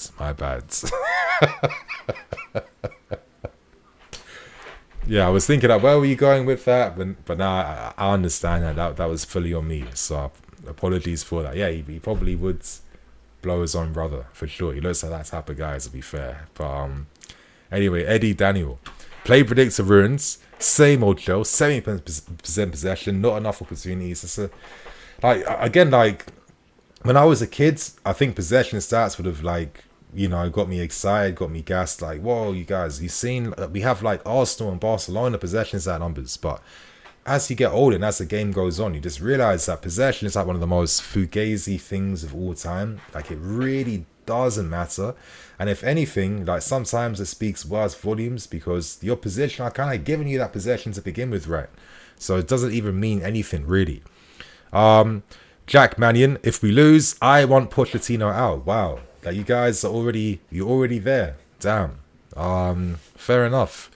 Sir Lee, it's sad that these modern Chelsea fans don't know what a good performance from a player looks like. I remember when Willian was not at the level. Like, the criticism that guys like Willian and Pedro and Coles would get. Listen, there were times where I would criticize Willian, but I just had this epiphany and realization about his whole game, and it changed my whole thoughts on him. And when I kind of got schooled on Willian, and it made me see him differently. And I feel like these were players where they would easily walk into our team right now. And back then, they were seen as players who weren't levels, who weren't good enough. Get rid. Why is Willian still here? Sign Mahrez, sign this guy, sign that guy. So, it puts things in perspective, like, quite a lot of times, to be fair with you. Like, wingers that could get at least 10 plus goals and assists per season. Like, we took that for granted because that was the standards. And I think now, if anyone was to get that, it's going to be like a top season for them to get 10 goals and, like, I don't know, 5 assists or something like that. But anyway, I feel like the game's not fully over right now. We can still change things in the second half. You know what? I'm Mr. Aggressive. I'm Mr. Offensive. Like, I would love to see a change of, and I might sound mad, but take off Silva, bring on like an Ian Matson or a Ben Chilwell, just to have more like an overlap to try and get Mudryk into the game even more. You know what I mean? By having a runner creating space for him. I wouldn't mind seeing Cole Palmer maybe decide to take off like a Leslie or maybe Conor Gallagher. Do you decide, okay, we're gonna really just go for this, try and get the goal and see what happens? Like I was saying before the game when I saw the lineup, okay, because we have attacking players that's out injured, maybe it makes sense now to start the game by having like more like midfield players. But now as I'm watching it, I'm thinking things a bit differently. I'm thinking if we had started with a Cole Palmer, let's say we had the lead, like a 2-1 lead, 2-0 lead, 1-0 lead, I'd feel more secure then if I had like a Leslie or someone coming off from the bench to help us seal out that win. Like, is it how we're approaching the start? I don't know. To be fair, we've had moments. I think Nico Jackson, unlucky when he hit the bottom of the post. Very nice play. I think Conor Gallagher should have done better. I think he is touch away to create the opening for the shot. It was bad. He was chasing it. And I think that's why he didn't score. I think when you look at Gross, look at the difference between Gross against United. I know he was under less pressure, but that touch away was perfect. And it set himself up perfectly to properly connect with his strike.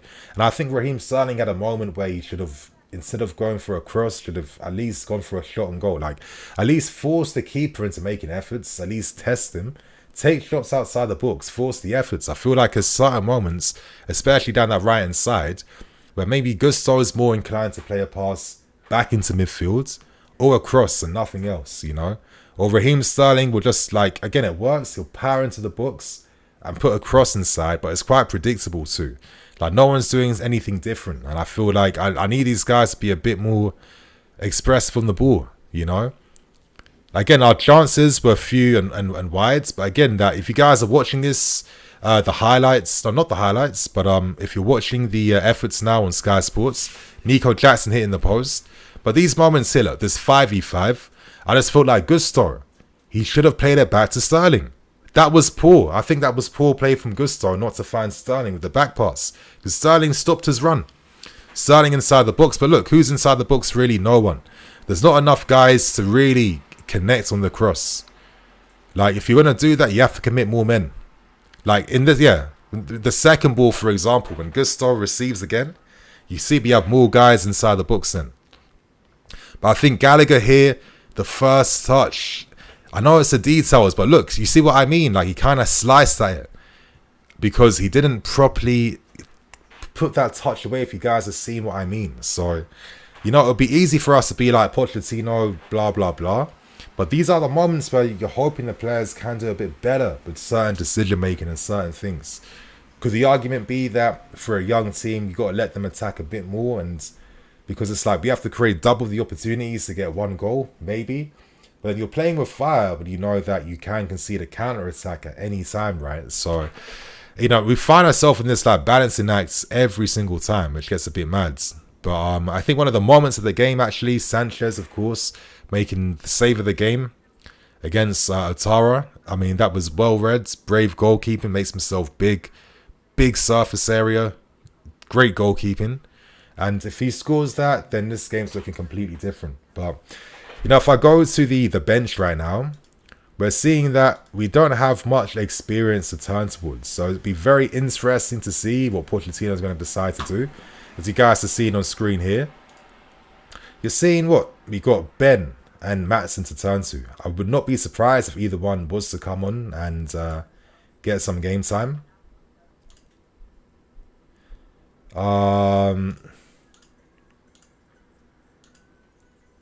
You're looking at Washington and Cole Palmer, really, as guys I'm turning towards to see if they can come on and influence the game somehow. But again, we're looking a bit thin at the moment. We're looking a bit thin for sure. But I don't know. I'm at that point now where I'm running out of ideas. I don't know what's even happening, not gonna lie. I think maybe I'm just gonna keep patient and hope that we do somehow find ourselves getting a goal. I mean, that's it really. Dergs, another boring half. Sharma, there is no flamboyance in our attack. I hear that. I mean, I don't know. I guess so. Michael Smith, after the neck, Wendy, our vertical pass squads isn't getting on the ball enough. When he played well against West Ham and Liverpool, it was because Enzo had immense influence, for sure. And it was interesting because Enzo played more on the right-hand side when he was having more influence, right? Is that because he had like a Malo Gusto that was constantly making overlapping runs, that was constantly an option? I think on the left-hand side, could you argue that even though Cole plays that role, do you need maybe a few more runs? Do you know what I mean? Do you need a more of like a overlapping option? Gusto's on the ball quite a lot. And I think if there was like a Maatsen or Ben on the left now, could that allow Enzo to get on the ball a bit more? Because you have someone where Enzo doesn't have to drop as deep then. Maybe he can find himself a bit more centrally instead of like playing out wide. And now that I'm saying this, I'm curious to see his heat map in this game. Just to kind of see what kind of areas Enzo is picking up, just to compare. Because I think, Wendy, you're making a good point, to be honest. Against West Ham and Liverpool, he was on the right-hand side. And I think having Gusto and Co really helped in that matter, right? Again, it's not a 4-2-3-1. I don't know what they're doing right here. How do I see the heat map now? Where's the heat map option? I guess stats.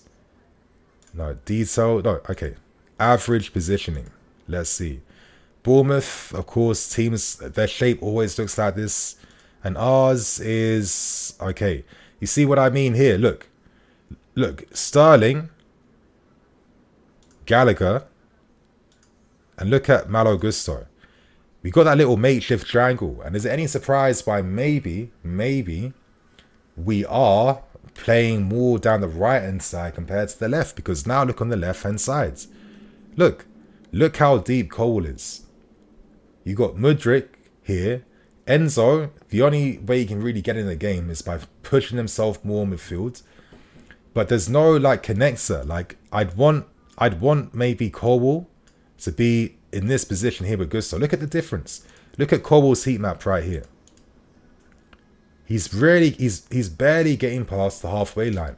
And I just don't see how that really would help an Enzo Fernandez, who doesn't have as strong as an influence compared to, a Conor Gallagher, who has a big influence in the zone down the right-hand side. We're seeing how many 1-2 passes Conor's making with Raheem Sterling, with Malo Gusto. We're seeing the passing triangles, and I feel on the left-hand side, I feel like it's this thing I've seen at Chelsea Football Club for years, where we want to attack down the right to free up space down the left, but it just never really works like that. It just doesn't work like that. I've never seen it be a thing. Lampard tried it. I mean, I think Tuchel tried it. Everyone's tried doing that.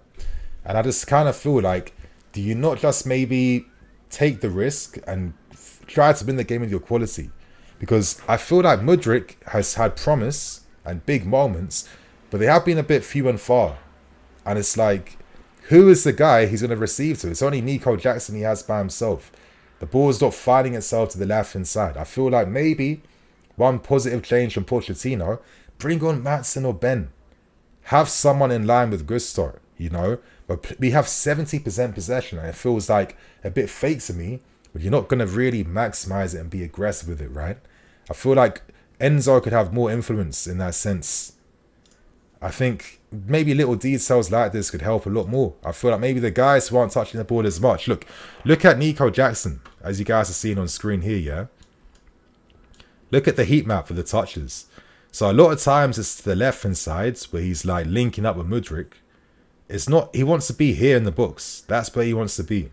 And he can't do that again.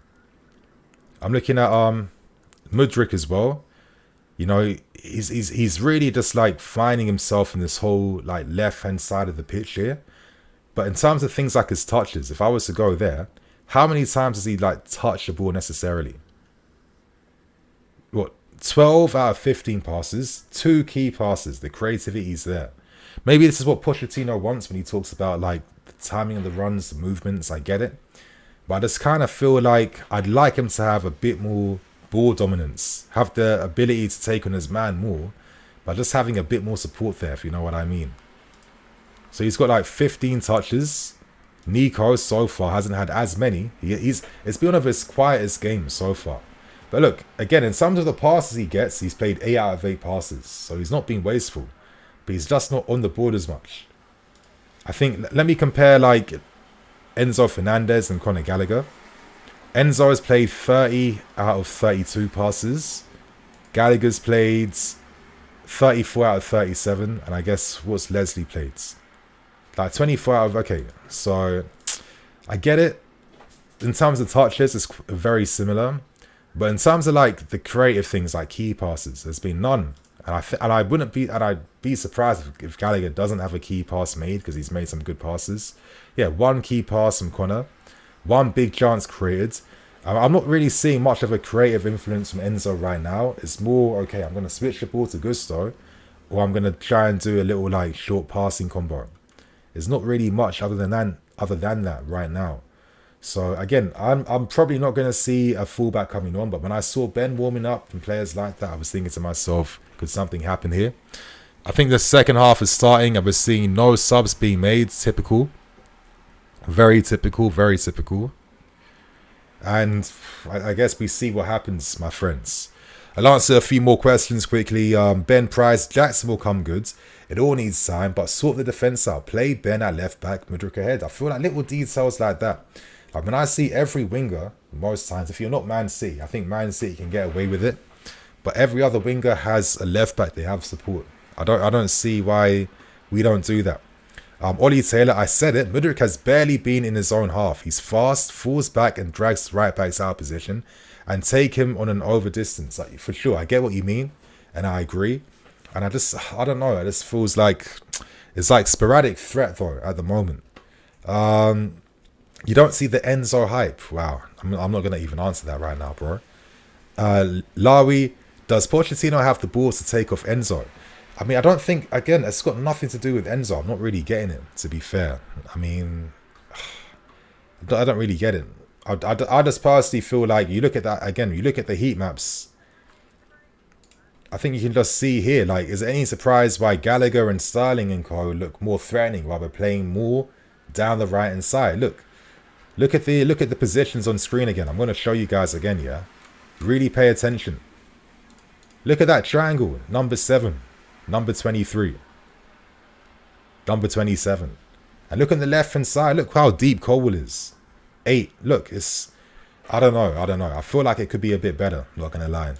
Anyway, the second half is now beginning, my friends. Let's hope we can pick things up a lot more now. It's essential we do that. It really is. Like, this is a big 45 minutes. I'm sick and tired of us not getting goals. It's just getting a bit long now.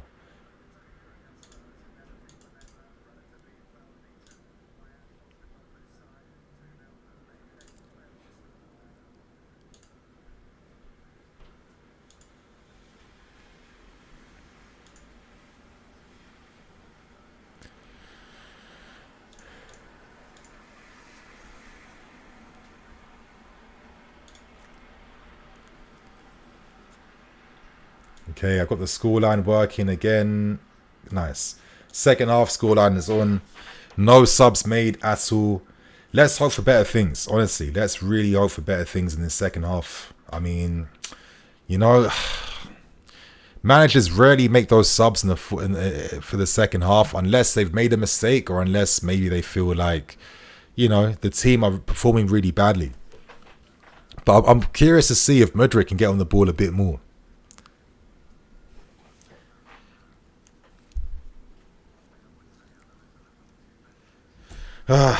Okay, Poch team selection is annoying me. But it's getting to a point where this is like a Chelsea thing, right? With all our managers. Like, they always do this. There's, like, I think the only manager that did things a bit differently was Frank Lampard, who was very, like aggressive with his attacking, like, lineups and stuff like that. But he wasn't fully supported to get the best out of that team in that sense. But other than that, I think a lot of the guys that have come here, they're not pragmatic, but they, I guess they consider every detail a lot more. Anyway, first super chat. Yes, Chris. First game after international break is just to win by any means. I think so. I think for a young team, winning is the only thing that builds confidence. Oh, Enzo. Oh, I thought he was about to do a madness then. But yeah, I think so. Right now, we've barely seen wins for like over 1 year now. I don't care how we win at this point. I just want to see us win. Hopefully Cole can push up a bit more. I feel like he's really, if you're going to play this role, like, don't feel scared to push up and help support more, you know? And it's like, if he's feeling uncomfortable to do that, should you not just play a more naturally suited fullback who can do that instead? Like, would we be that much weaker if we had a fullback? That's what I don't get. Like, if he played against Liverpool or Arsenal or something, listen, I'll give you the benefit of the doubt. I'd accept why you might want to use this back four. But as I've been saying in my videos now for like 2 weeks, I don't get why, if it's against less opposition, why we don't force the agenda. And look, twice now, Lewis Cook has hit Enzo in the face. Twice. Oh, from behind. What? Thank you. Take it out right now. Take it out right now. Are you mad? Was that inside the box? Oh my God, just fouled him outside the box then. But every time Mudryk cuts in field, he's causing a lot of panic to Bournemouth. A lot of panic, a lot of danger. He's made quite a lot. I think Mudryk's been good in this game. I've liked his first like 50 minutes so far. Now, free kicks. Raheem Sterling, it's been a long time since I've seen him score from one. Is he going to take that, or is Mudryk going to take that? Like, I wasn't seeing these shooting comments on Chelsea's Twitter page for nothing, right? Okay, Raheem Sterling's going to take it. Okay, we'll see. Come on, Raheem, on target, please. Bare minimum on target.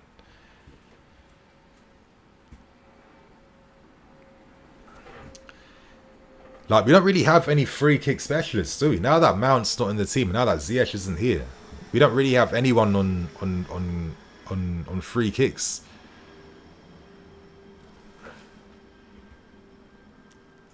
Come on, Raheem, on target, man. Up and over. Yeah! Oh, I knew it was too good to be true. My God. Is that it?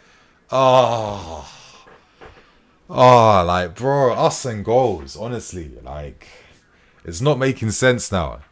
That was Raheem. That was a mad free kick from Raheem. Offside by Cole. Oh my God. How close must Bun get? Oh, a double bounce. And it still wasn't a goal. Oh, that hurts. Twice now he hit the post. Flipping hell, man.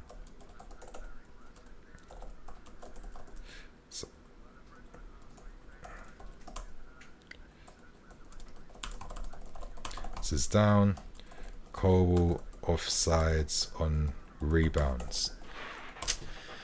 But I like that little bit of play then to find Mudryk. But that's like, if you're a player, like, you must just hate life, right? Like, What more do you have to do? Like the connection, the technique. Nah, that was the perfect free kick. I think Dimitri Payet would have been proud of that free kick, to be fair with you. Okay. Now, this is where we have to, like, boost the aggression up, you know? Like, now that we created that chance, Bournemouth are going to feel a little bit nervous. Like, take advantage. Smell the blood now. Really go for it. Nini is sour and angry. Damn. Someone did witchcraft on us. I think it's, yeah, I don't know. It's starting to feel like that at this point. Oh, nice little turns by Leslie. Very nice. Very nice. Very. Corbell's finally advancing forwards. More of that, please, Levi. Take a shot. Oh. Like, just take the shot, bro. That's what I mean. Like, just take the shot. It doesn't matter. Take it.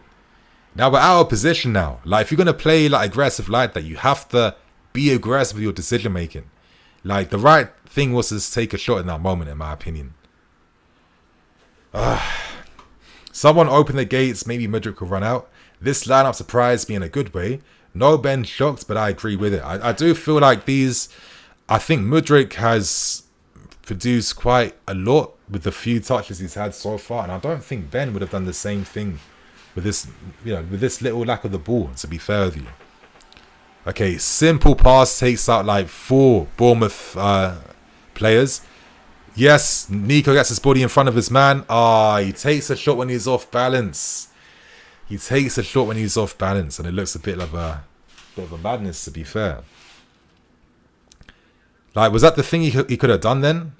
But look, Nico, why did no one... Look, I'm not going to lie.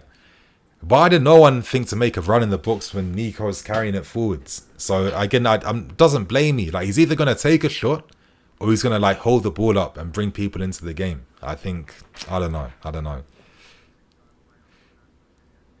Enzo pressing high. Mudryk closing his man down, forcing them back.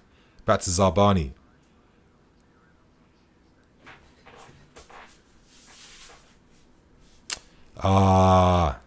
Good pass.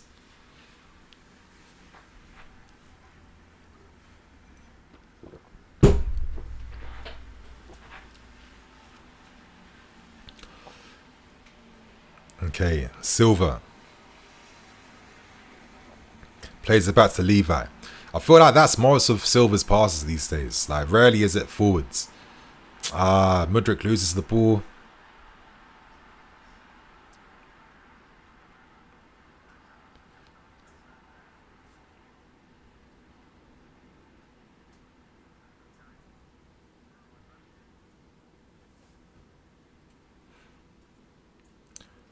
Okay, Gusto finds itself back to Silva. Silva. He plays it back to Levi, of course. Outside the boot, that's it. Enzo. Back to Mudryk. First time, Leslie wasn't awake then.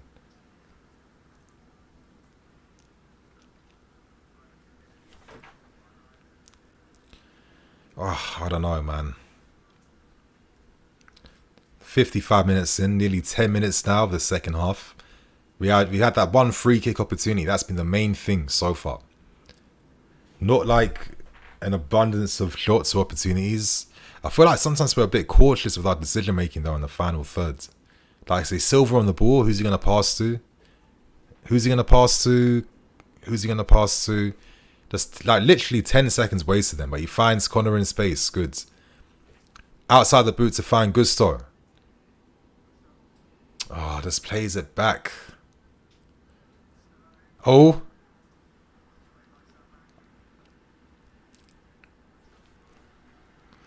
Silva. To Leslie.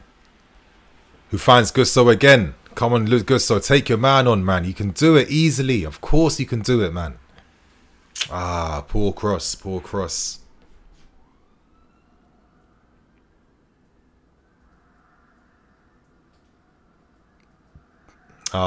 Good pressure from Solanke then.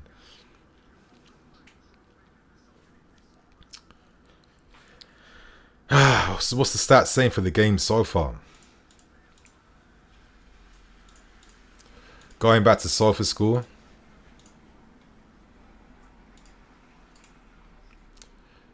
interacts. Stats wise, second half. Okay, XG 13%. We've had 60% possession so far. So not much other than the crossbar being hit from the free kick by Sterling.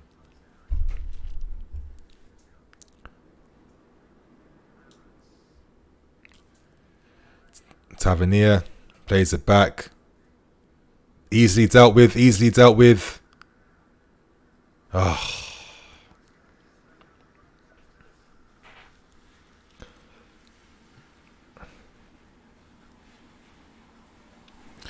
Okay, replays, we get it, we get it. So been a bit of a slow second half. 59 passes.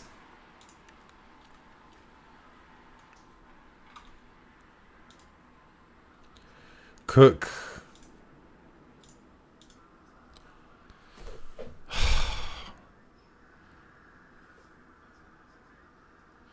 Gusto's down.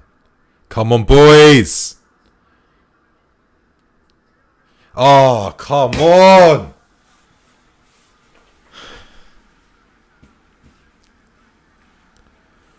Gusto couldn't cross if his life depends on it. We are painful to watch. Like, Gusto, man. What was that, bro? Agree, Leslie having a great game. Yeah, looking good. I'm a Jamaican and Chelsea fan, and from Raheem Sterling to join, I don't watch a match. Don Baller sell out. Good lord. Like, he's been alright though. I mean, Gusto, if he was someone who got an injury, then I just don't know what's going to happen with this season then. Like, if he gets an injury and he has to go off, then I don't know what to expect from this season anymore. I don't know what we do. I think we'd be finished, maybe, not going to lie. Oh, that's the contact. You see the knee. Oh, underneath. Yeah, looks a bit painful, that one. Now, look. Oh, contact there and contact there again. That was messy from Christie then. Very messy, like tackling from behind. Gusto needs to defend better. I mean, listen, he's defended quite well over how many games? Let's not be hyperbolic now. Views on the 6. In near tears, I can't handle this. FDT. Can I please see the president? Fair, okay. I'm guessing everyone's really angry right now. That's definitely being communicated.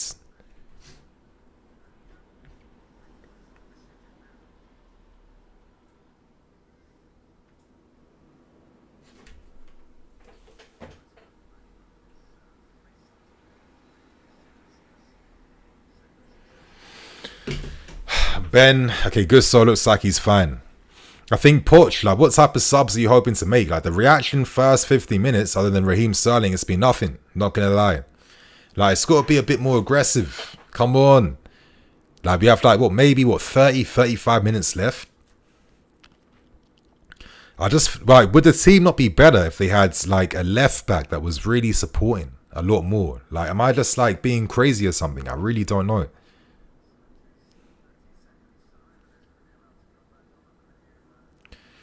Who wins that? Back to Silva. Come on, Silva. Disassi. Great pass to find Connor. Superb pass. Come on, Connor. Save pass out wide. Cut back inside. Overplay. It's like always the bait predictable pass to. Always that pass out wide. Gusto. Left foot. Try the reverse disguise pass then.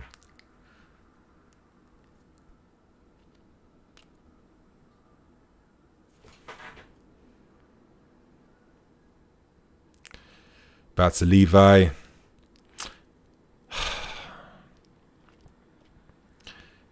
Like, everything's like always on the ground. Like, there's no like switch ball to find anyone out wide. Jackson, one of his first touches in like 10 minutes.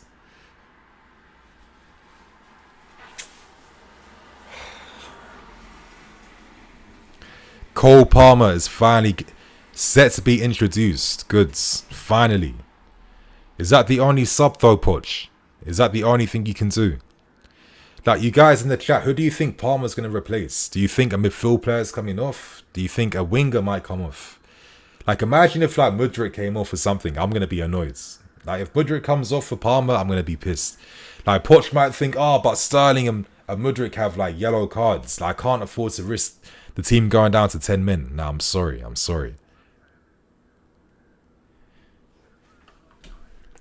Put Colwell at centre-back to open passing angles. Like, Alex, thank you. That was what I was discussing in my preview before this game. I don't understand why we're not fully utilising this guy's, like, passing capabilities. I'm not really seeing that from Silva. I don't see how, like, Colwell wouldn't be benefiting Mudryk like I was benefiting flipping Matoma for Brian. Like, I just don't get why we always do stuff like this at this club sometimes. Like, we just overcomplicate it, over tactics. It's like, when I see teams score the simplest goals and like the baitest team moves and stuff, and we can't even score that, like, it gets me thinking some crazy things, to be fair. Anyway, Mudryk, that was a nice delivery in the box then. Connor receives that. Enzo back to Mudryk, who finds Sterling on the right hand sides. Sterling, who's going to make the overlap? Is anyone going to do that? No, Sterling by himself. And I'm not going to lie, this Karkesh guy has been looking pretty decent against Raheem. He's looked pretty decent against Raheem in this game. It's been a good battle between him and Raheem throughout. Anyway, Cole Palmer. Okay.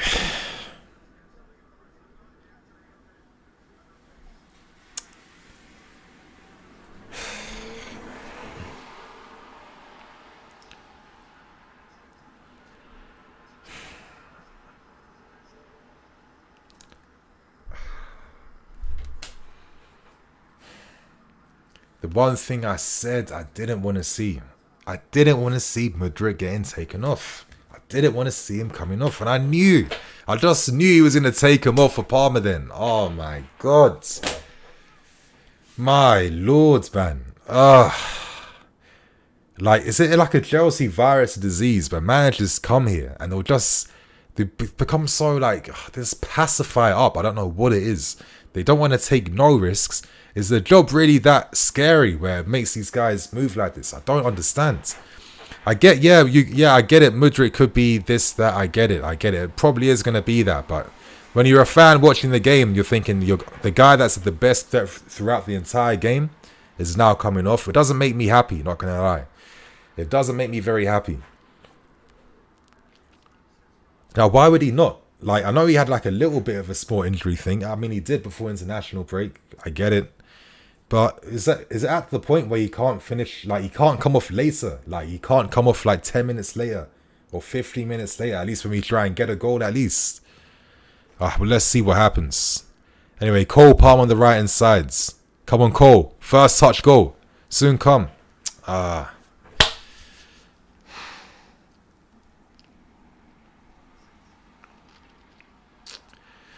think this is why I start hoping and praying now at this point, not going to lie. Why are you boiling that he was taken off? A lot of people played 2 games. I mean, like I said, I would have been happy if he came off a bit later. Like, I'd be more confident having more attacking guys on the fields, helping us get the first goal. Especially when Mudryk had great threat. Sterling finds Nico! Oh, go! Ah!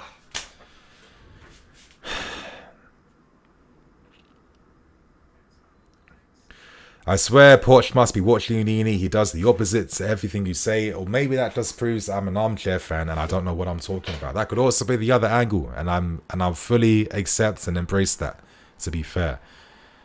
I get it, you know. I guess the perspective of a fan and a coach is different. Like, a coach is going to know the player's fitness. The coach is going to know, like, how much you can get out from them. As a fan, all I'm seeing is what's in front of me, right? And it's just like, I want to see the guys who I feel can give us a better chance of getting a goal, staying on the field. It feels like we're just maintaining the same structure, but swapping the personnel. Like, and is that like the most effective way to do things? We'll find out. We'll see. Like, if we can come back and win this game, I'll be happy. But if we draw this, it's not going to be the best game, I'll be honest with you. And it will come down to little details, in my opinion. Like, could you not benefit from having Maatsen or Ben as a proper fullback? Just giving more unpredictability in our attack. I feel like it's not too unpredictable right now. Things are looking a bit quiet. I'm not seeing much Enzo influence in this team either. Like, I'm not really understanding too much right now, but we'll see. We'll see, you know? Maybe it's the quiet period of the game, and then things will come to life again. I mean, we'll find out. He looks pissed off about something, though. I wonder what that is.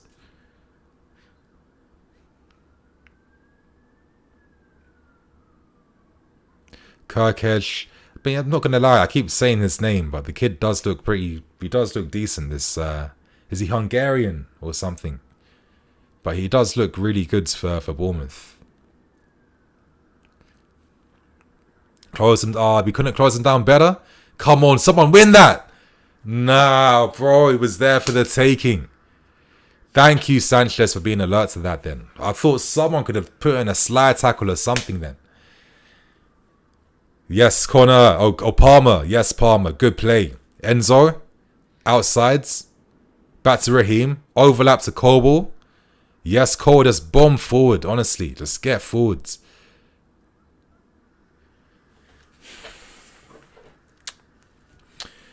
Sanchez, man of the match. That could be a shout. I think Sanchez, if he didn't make that massive save in the first half, I mean, who knows what happens right now.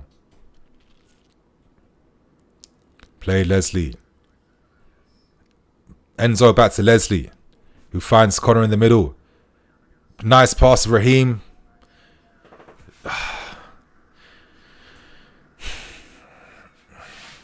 Mudryk should have gone to Arsenal. I mean, I think it'd be completely different form if he did, to be fair with you. Jerome, unbelievable they could not score off that corner. Dave Spence, Mudryk should have gone, yeah. Zana, don't understand the unconditional support of Pochettino after 5 match weeks of this garbage. We forget his great accomplishments at Spurs and Paris Saint-Germain. I mean, I just think it's just like, you know, it's not like that black and white. I just feel like, of course, there are some difficulties. Pochettino hasn't been immune to this. Like, when he first took over at Spurs, they were really like mid for like a few months, and he nearly got sacked until they beat, I think, Southampton last minute, and their season turned around. So let's see. Anyway, Leslie, nice win then. Please, please. This is moments like this is played behind fucking Nico. It's passes played behind Nico, and another moment is killed. Just I just don't get it sometimes. Like, I really don't understand. But so many things break down all the time. I just, like, come on, you played the pass behind Nico, not even in front of him. It's like the 3rd time you've made that moment in the game, and it's the same, like, passive pass out wide. I'd rather you cut inside and take the shot. Like, stuff like that. Like, when I see guys like what's his name, Hedgeberry guy, scoring that goal against Brighton, like, I think, shouldn't players be taking accountability sometimes and looking to, like, produce moments like that instead of like, oh, I'm only going to play to the system. No. Why didn't you just then take the opportunity to take a shot outside the box? Do something like that. You know, change your feel up. You know, add something different to the game. That's what I want to see sometimes, you know. It's just too much like to the system. And it's just like, I don't know what it is about my team sometimes. But again, I watch a lot of football outside of us. And I just see that other teams benefit from things that we can't. It gets me questioning sometimes the players' decision making. Like, I think other teams do actions differently. Okay, nice pass, Leslie. Nico drops deep. Moments like this get me a bit excited, but then it goes and it vanishes. It's like I should never have been excited to begin with. Gusto. Could have spent 1 billion much better. I mean, maybe, honestly, it's just like getting to a point now where I'm just out of answers. I just don't know what the hell is going on. Is it the type of players we've signed? Is it going for too many young guys? I mean, I just have no idea at this point. I mean, everyone's looking, I don't even know, man, honestly. I just don't really know. I feel like the second half, is it me or is the second half a bit worse than the first half in terms of the moments we're making and quality? I feel I think it's kind of gone down a bit. I think I've got no fucking idea.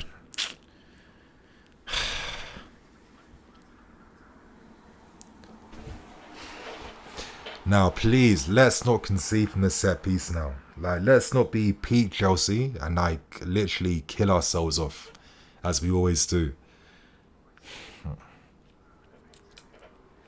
I know I'm being a bit cynical. Like, apologies if you guys are watching this. Maybe it's the fact that it's been like this for over, like, 12 months. It gets a bit concerning after a while. Like, I'm not just, like, Mr. Optimistic 24/7. I'm not, like, a 2D character. Like, come on. Like, it just gets very frustrating sometimes.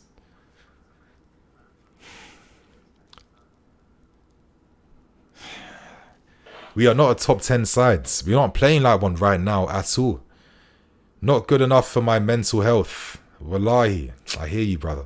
How do you watch this every week? Like, it's been going on and going on and going on. And, like, we had a squad that didn't even have any of these talents. And is it just, like, bad memory or something? But did we not look more threatening? Like, and it goes to show, is football just about signing big players all the time? Probably not. There's probably other details behind it that goes into winning games. But yeah, I don't know. I haven't really liked the second half. I'm not gonna lie. I've not really been that impressed by things. I think it's a bit of a downhill one to the first half.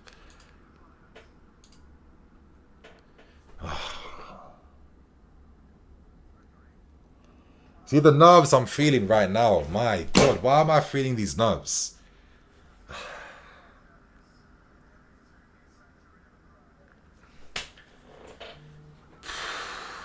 Okay, so Strasbourg have come back, in case you guys are curious. 2-2, Strasbourg.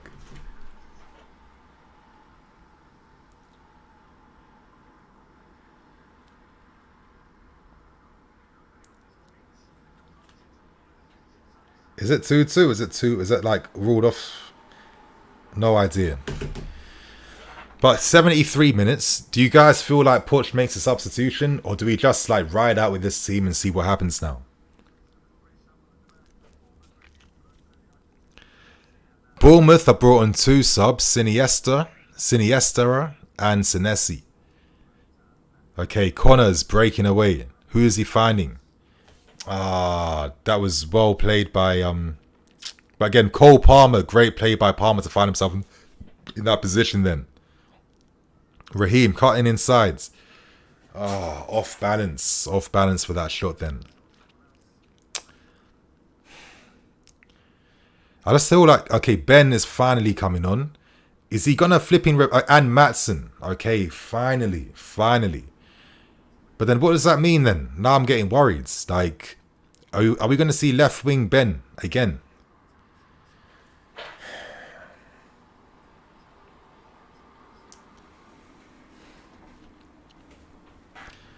But seeing Matson and Ben getting subs, is that gonna be for like? It's not gonna be for like a Cole or something, is it?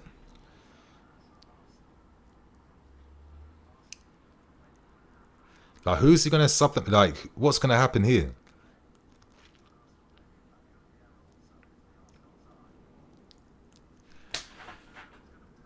Flipping hell, man.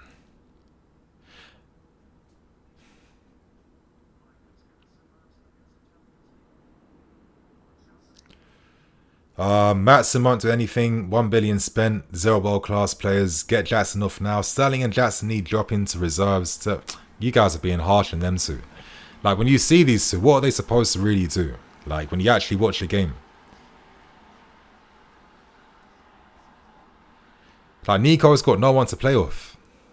That was Mudryk, but he's now not in the team anymore. Bournemouth, man. Stop doing this. Stop playing. Oh, you fucking fool. You fool, bro. You fool. You fool. You fool. Why? Why? Like, why do that? Like, why? Why go for the slides when you had your teammates containing the situation? I don't get it. Is that panic? Is that what panic does? Fucking hell, Disasi, bro. Are you serious? You're going to concede the free kick in that position?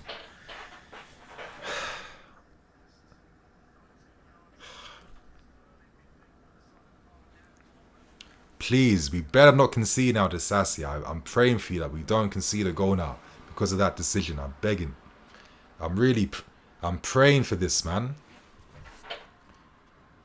I'm actually praying that we don't now concede from this nonsense.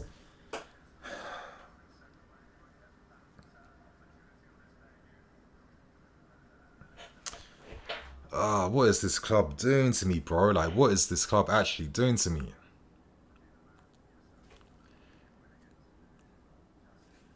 Please, not like this. Like,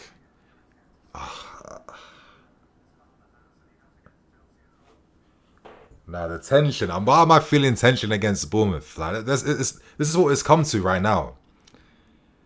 Oh my God, please.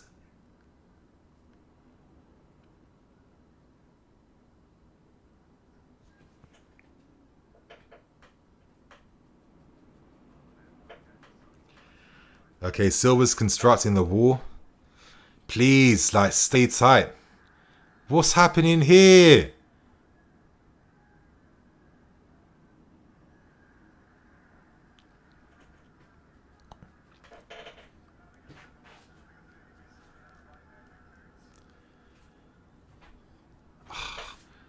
Everyone's feeling the tension right now.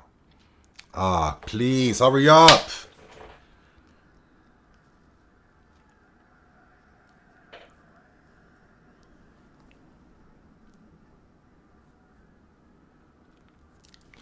Come on, hurry up.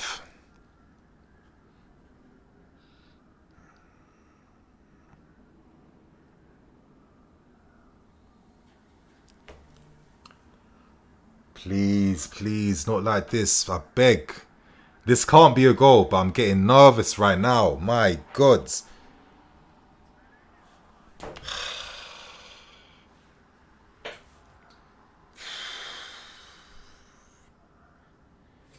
Oh, my heart. My God, I can't take it.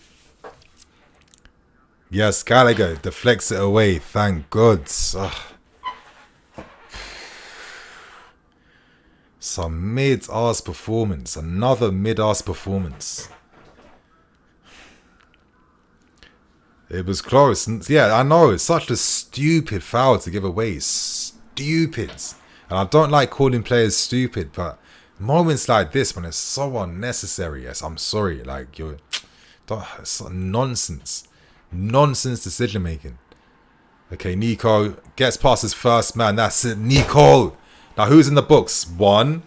No one else. No one else. And everyone's outside. Everyone likes to get touches with the ball. They don't like to break away. They don't do nothing brave. They just like to be in position, do the safe thing, so the manager don't shout at them, and just get the little stat pads for the game. That's what they do, bruv. Fucking hell. What am I seeing, brother? Hey. Bournemouth are turning up the burners right now.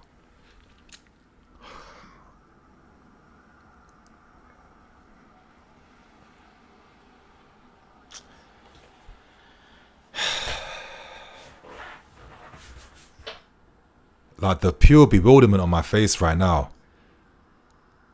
Oh, fuck me, man. Nini, say how you feel. Nini, this overhaul was way too aggressive. We should have kept one or... You know what I mean? Like, I feel like the video I made, I was a little bit disappointed that it didn't really perform as well, because I felt like I was touching upon some, like, current talking points about, you know... It's easy getting gassed by all the signings and stuff, but I was reaching a point where I wasn't getting as excited by them anymore near the end because it was so much. Oh, Colwell comes off. Is that it? Colwell comes off. Is that Enzo coming off too?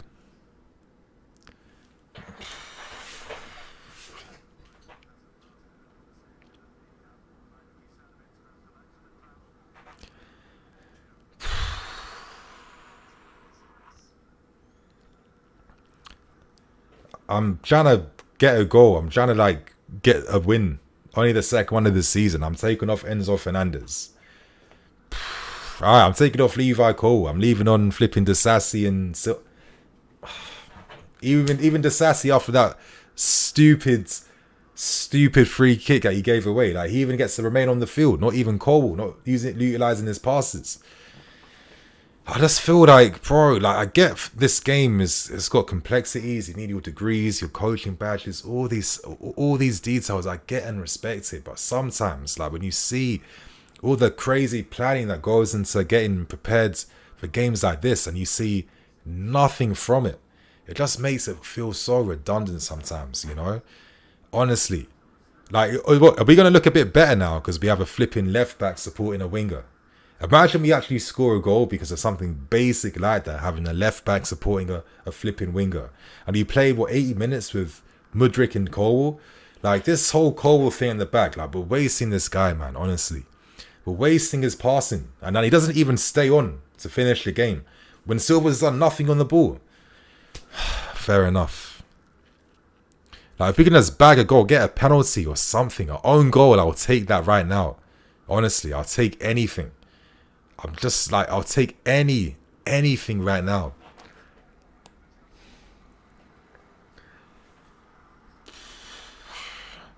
Why is Gallagher on and Enzo off? Not even the fact it's Gallagher who's being calm. Like, I just don't get it. We'll see if it fucking works. I mean, I got no clue about this.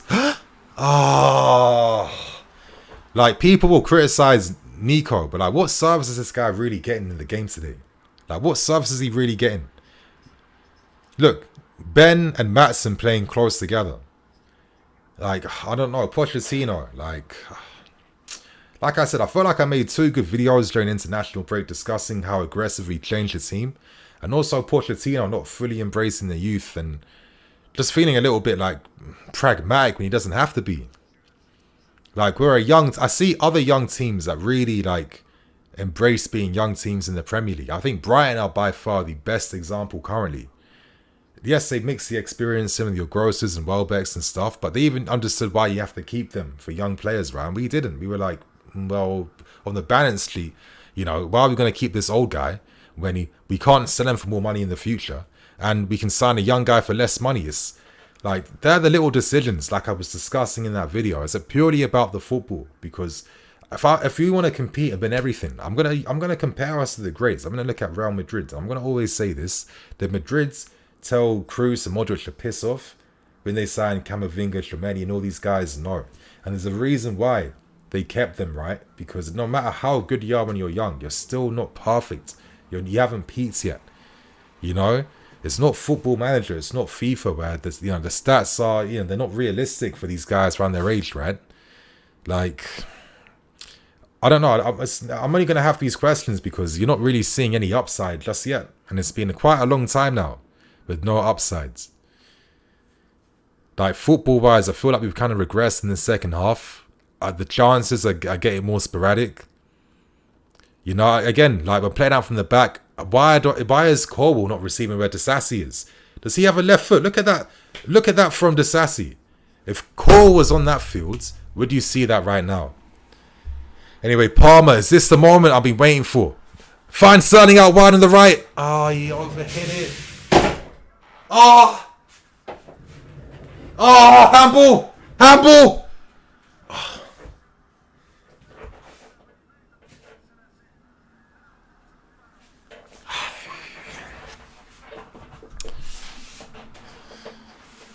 And the breakaway that kills us every time. Is this going to be it? Fucking hell. Yes, it's a shit first touch. Thank God. Thank God. Thank you. Oh, thank God. Thank God.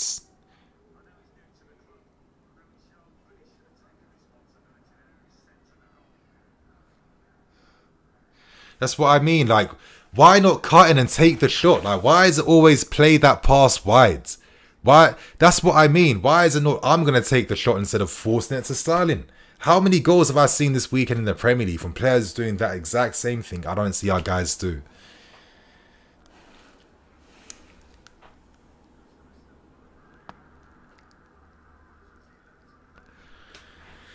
Why didn't Palmer shoot? Disasi, this is going to be a long season. Needy ready to throw the mic. Nah, if only, man. Spent 1 billion asking for handball against Bournemouth. Skills, that's what it's come down to. I'm not ashamed to just pray for anything at this moment, yeah? Honestly. I'll take it how it comes. I'm at that point right now. Do you think Vlahovic could have been able to make a difference? I'm not going to lie. I just look at how we play as a team and I just think, what is any of these strikers really going to do for us sometimes? You know, like how many shots has Jackson got in this game today?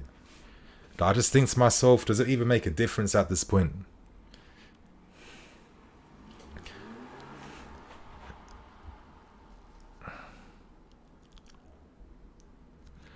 I want to attend a practice to see exactly how they practice shooting. I'd like to do the same.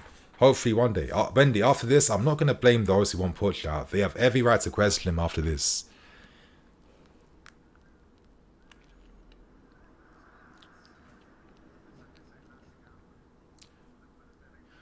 Seeing the frustration now coming out in the players.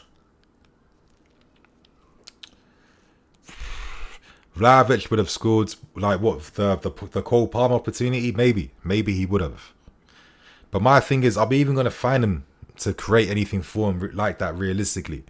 That's where I'm at right now. Like, we've used an abundance of different players, different signings. How many signings have we made since 2020?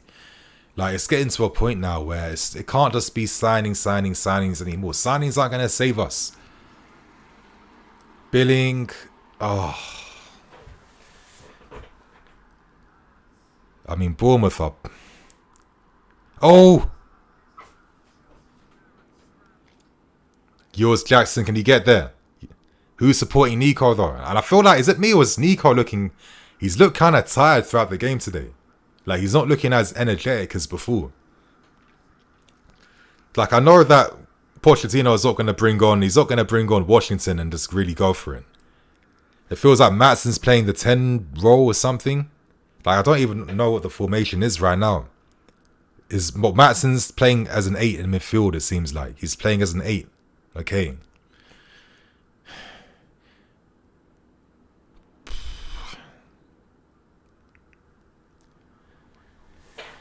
The champions of the world to mid-table jokers, honestly. Humbled. Mr. Sinister, we have to be patient, nothing else. Again, patience. I mean, that's all we have to look forward to. I mean, that's not even making sense what I'm saying. But I mean, that's literally all we have right now is this patience for what though? You know, that's the thing. Like, I'd rather, like, imagine we were playing a sick way, but let's say we did concede 2 goals and it's like, okay, you know what? It's not perfect, but at least this is the patience I have to look forward to now of, okay, we can fine tune this. We can get better. We are seeing what we can do. I just feel like, I just don't know. I'm looking at Silver again. How many times is he like hella slow on the ball like that? I don't know, man. To use a back four, like, I'm sorry, like, if I'm not going to see Ben and Cole together on the left-hand side, then I think Poch is going to start to really annoy me now, because it's not making any sense at this point in time. Fuck me, Ben. Come on.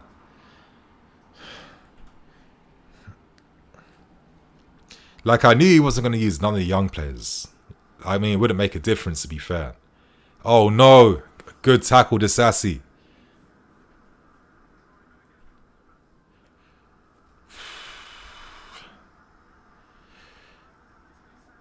Nini said patience like puss. I mean, again, I had it. Patience is just the words at this point now. It just doesn't mean anything if there's nothing to really support why it's needed at this point in time. And I'm not saying sack Pochettino, absolutely not. But I don't know. I just don't really understand it. Like, is it like a coaching thing? Is it like players? Is it everything? I'm starting to feel like it could be everything. Or is this like what you expect when you have like a brand new team? I mean, we've not looked close to getting a goal. I mean, you're seeing the expected threat on screen, right? How it's got slower and lower and lower and lower. I mean, it's been all Bournemouth for the past, like, what, 20 minutes?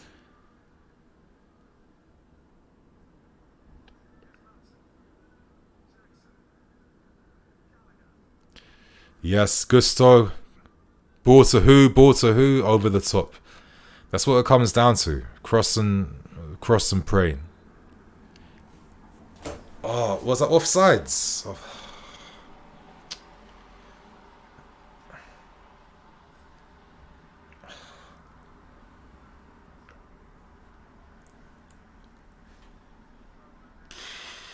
mad. Honestly, this is pathetic.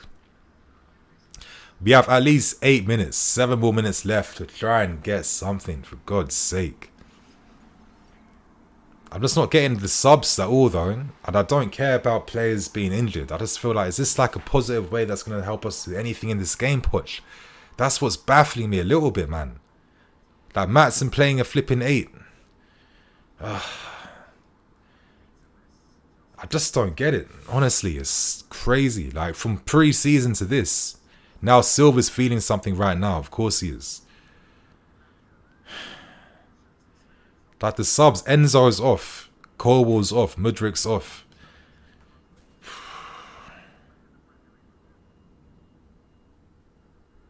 Palmer's influence has barely been there.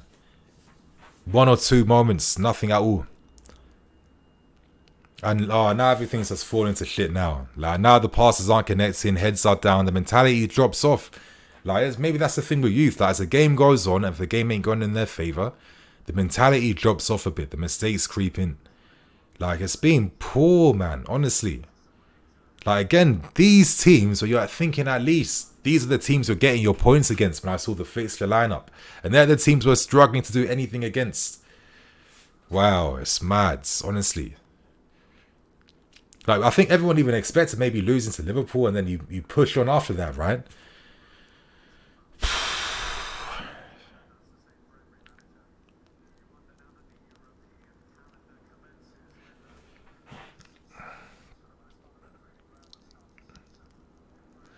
Okay, can he finally a switch ball? Thank God. 10 years later, I finally see a switch ball played in a game.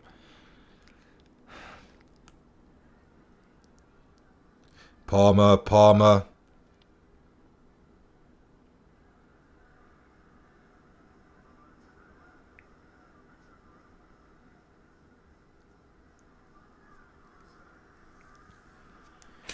Like the bait moves. That's the bait. That's the only move we have in us. Is the overlap down the right hand side and a flipping low cross inside the box. That's all we have. I'm hoping it improves. Because if things start to like fall off even more, there's gonna be big question marks on a lot of what's happening at this football club, right? Like let's not forget, all the signings we're seeing are coming from the sporting directors. It's all them. They had control in constructing the team. So if we fail based on how they've constructed this team, because they didn't get the right people, it's gonna undermine their entire positions at this football club. To think that for the massive rebuilding phase, you gave the keys to guys that have been here for less than a few months, less than 12 months. I know I'm sounding negative right now. I know, but I say this because this type of game, I would not be surprised to see this type of game a few more times this season. And then it gets me going back to my aggressive changes point, where it's just like you can trust all these directors to that type of point where you can let them change the whole squad in like 12 months just like that. Like not even thinking let's keep a few of the old guys at least and slowly phase guys in and out just to keep the winning culture going. Because it don't make a difference if there's no winning culture that new players are coming into.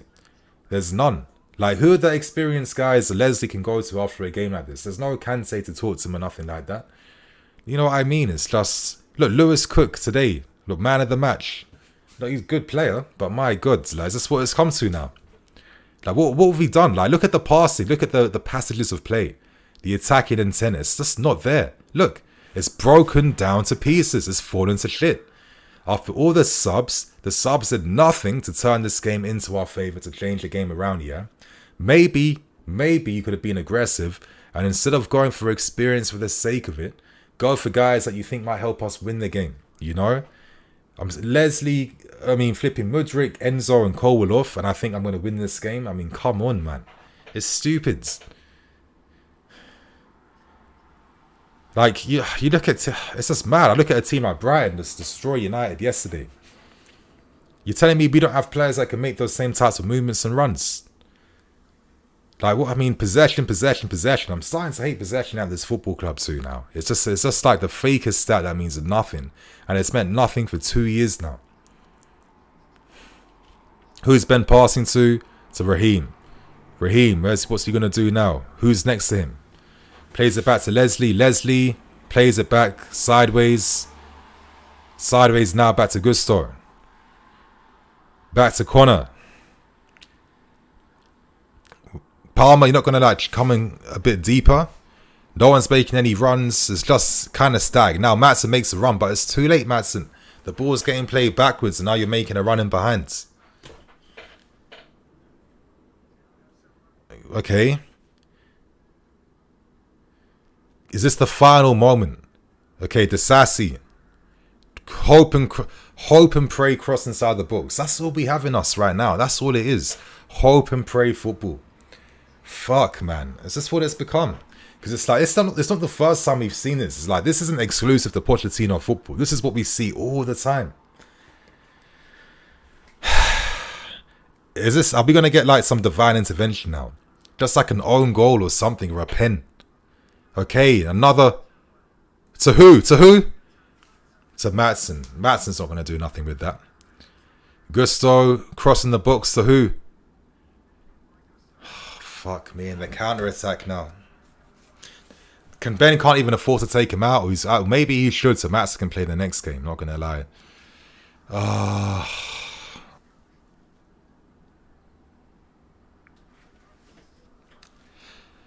We need to be relegated. Chris, I saw CFC in the US. The team is good. Mate, that's what I mean, Chris. The way we played in pre-season, it's just the downgrade has been incredible. It can't just be because Nkunku's out the team. Or tell me 1-2 key guys are out and then as a team we're screwed. I can't even accept that with the money we've spent. And it goes back to things like doing everything at once. Like if the first team is not even ready, yeah, why start doing multi-club networks right now? For what? To build for what? Like we're moving as if like we've won a few titles. We're moving as if like we've won leagues, but we've won cups. We've won nothing recently. We're doing all these big things all at once. That money we've spent signing 150 mil on young players like your Khans and stuff, we couldn't have used that a bit better to invest in experience in the team now. If you want to, because again, like this shit means nothing. It means nothing if you don't produce on the field. And that's why it's a bit of a risk and a gamble. Because if you're not producing on the field, you're wasting everyone's time. I'm seeing dejected looks, shaking their heads. I mean, Pochettino, man, honestly, this was mids. This was Nottingham Forest level, not going to lie. This was very poor. Wow. I feel like the realism now is just hitting me differently. Like, I don't know why I was thinking 2-0, 3-0. I feel like I'm making the mistakes of last season again based on what I saw in the summer during pre-season. I feel like an idiot right now. Honestly, I know the changes did nothing to get us back in the game. They look very flipping fearful. We're 14th now. Goal difference is 0. 5 points in 5 games played. Oh my God, man. Like, we're the only team that's scared to score or do anything to get goals. Like, we're not that serious to try and get goals. I just don't get it.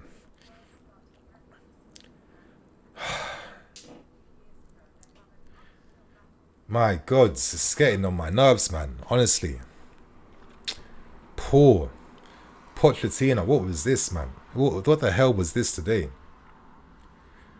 Exactly, Eddie. Again, like I said, I made 2 big videos during pre-season. Not pre-season, during international break, talking about Pochettino waking up and then talking about being too aggressive. I wish the aggressive one did a bit better on YouTube because I felt like there was a lot of like big points I was touching upon that would explain a lot of the questions you guys are asking me right now. But I need to get off and I need to do this review. I might do like another like stream later tonight, but I kind of feel like I'm not expecting anyone to really be about right now. People want to just do something better with their lives on a Sunday. Fuck me, man. But it's honestly, it's just looking awful. And I'm going to release a talking points video tomorrow. But right now, I'm just going to discuss the match review. I'm going to get that ready now, my friends. So thank you to everyone who watched the stream today, that's been backing it, that supported, for the super chats. And I'll probably see you guys again next week for another one. And I'll probably bring like maybe a Q&A tomorrow. Maybe a Q&A stream tomorrow would be better so we can assess what went down. I just don't think a Q&A tonight is going to work. And funny enough, Strasbourg have lost 3-2 now to Montpellier, right at the end. So everything Blue Co, Chelsea FC, everything is falling to shit right now. It's not looking good for no one. Nah, Dan M, don't start blaming Nico Jackson. This is what we do. Like, everything like isn't working, and then we start looking for scapegoats. Like, what was Nico supposed to do in a game with no service? And this is what happens to every striker at this football club. They get fuck all service. They don't get any distribution. They don't get any proper chances made for them. And we start criticizing these guys. Yeah, I've watched these guys exist outside of us, and they perform. And people talk about Vlahovic. Like, but I'm past this point now where this mystery striker is going to come in and make sense of this nonsense. We're past that point right now. Like, can we not see it? When you're seeing all the passings, like the passing passages and the movements of the ball and stuff, does it look like a team that's going to get goals? Like, no player can come in and fix that. Like, we're past that point of blaming individuals now, and it's getting a bit boring. So I think probably on that note, I'm going to have to wrap things up and get this review out very quickly. Peace, my friends, and I'll catch you guys soon.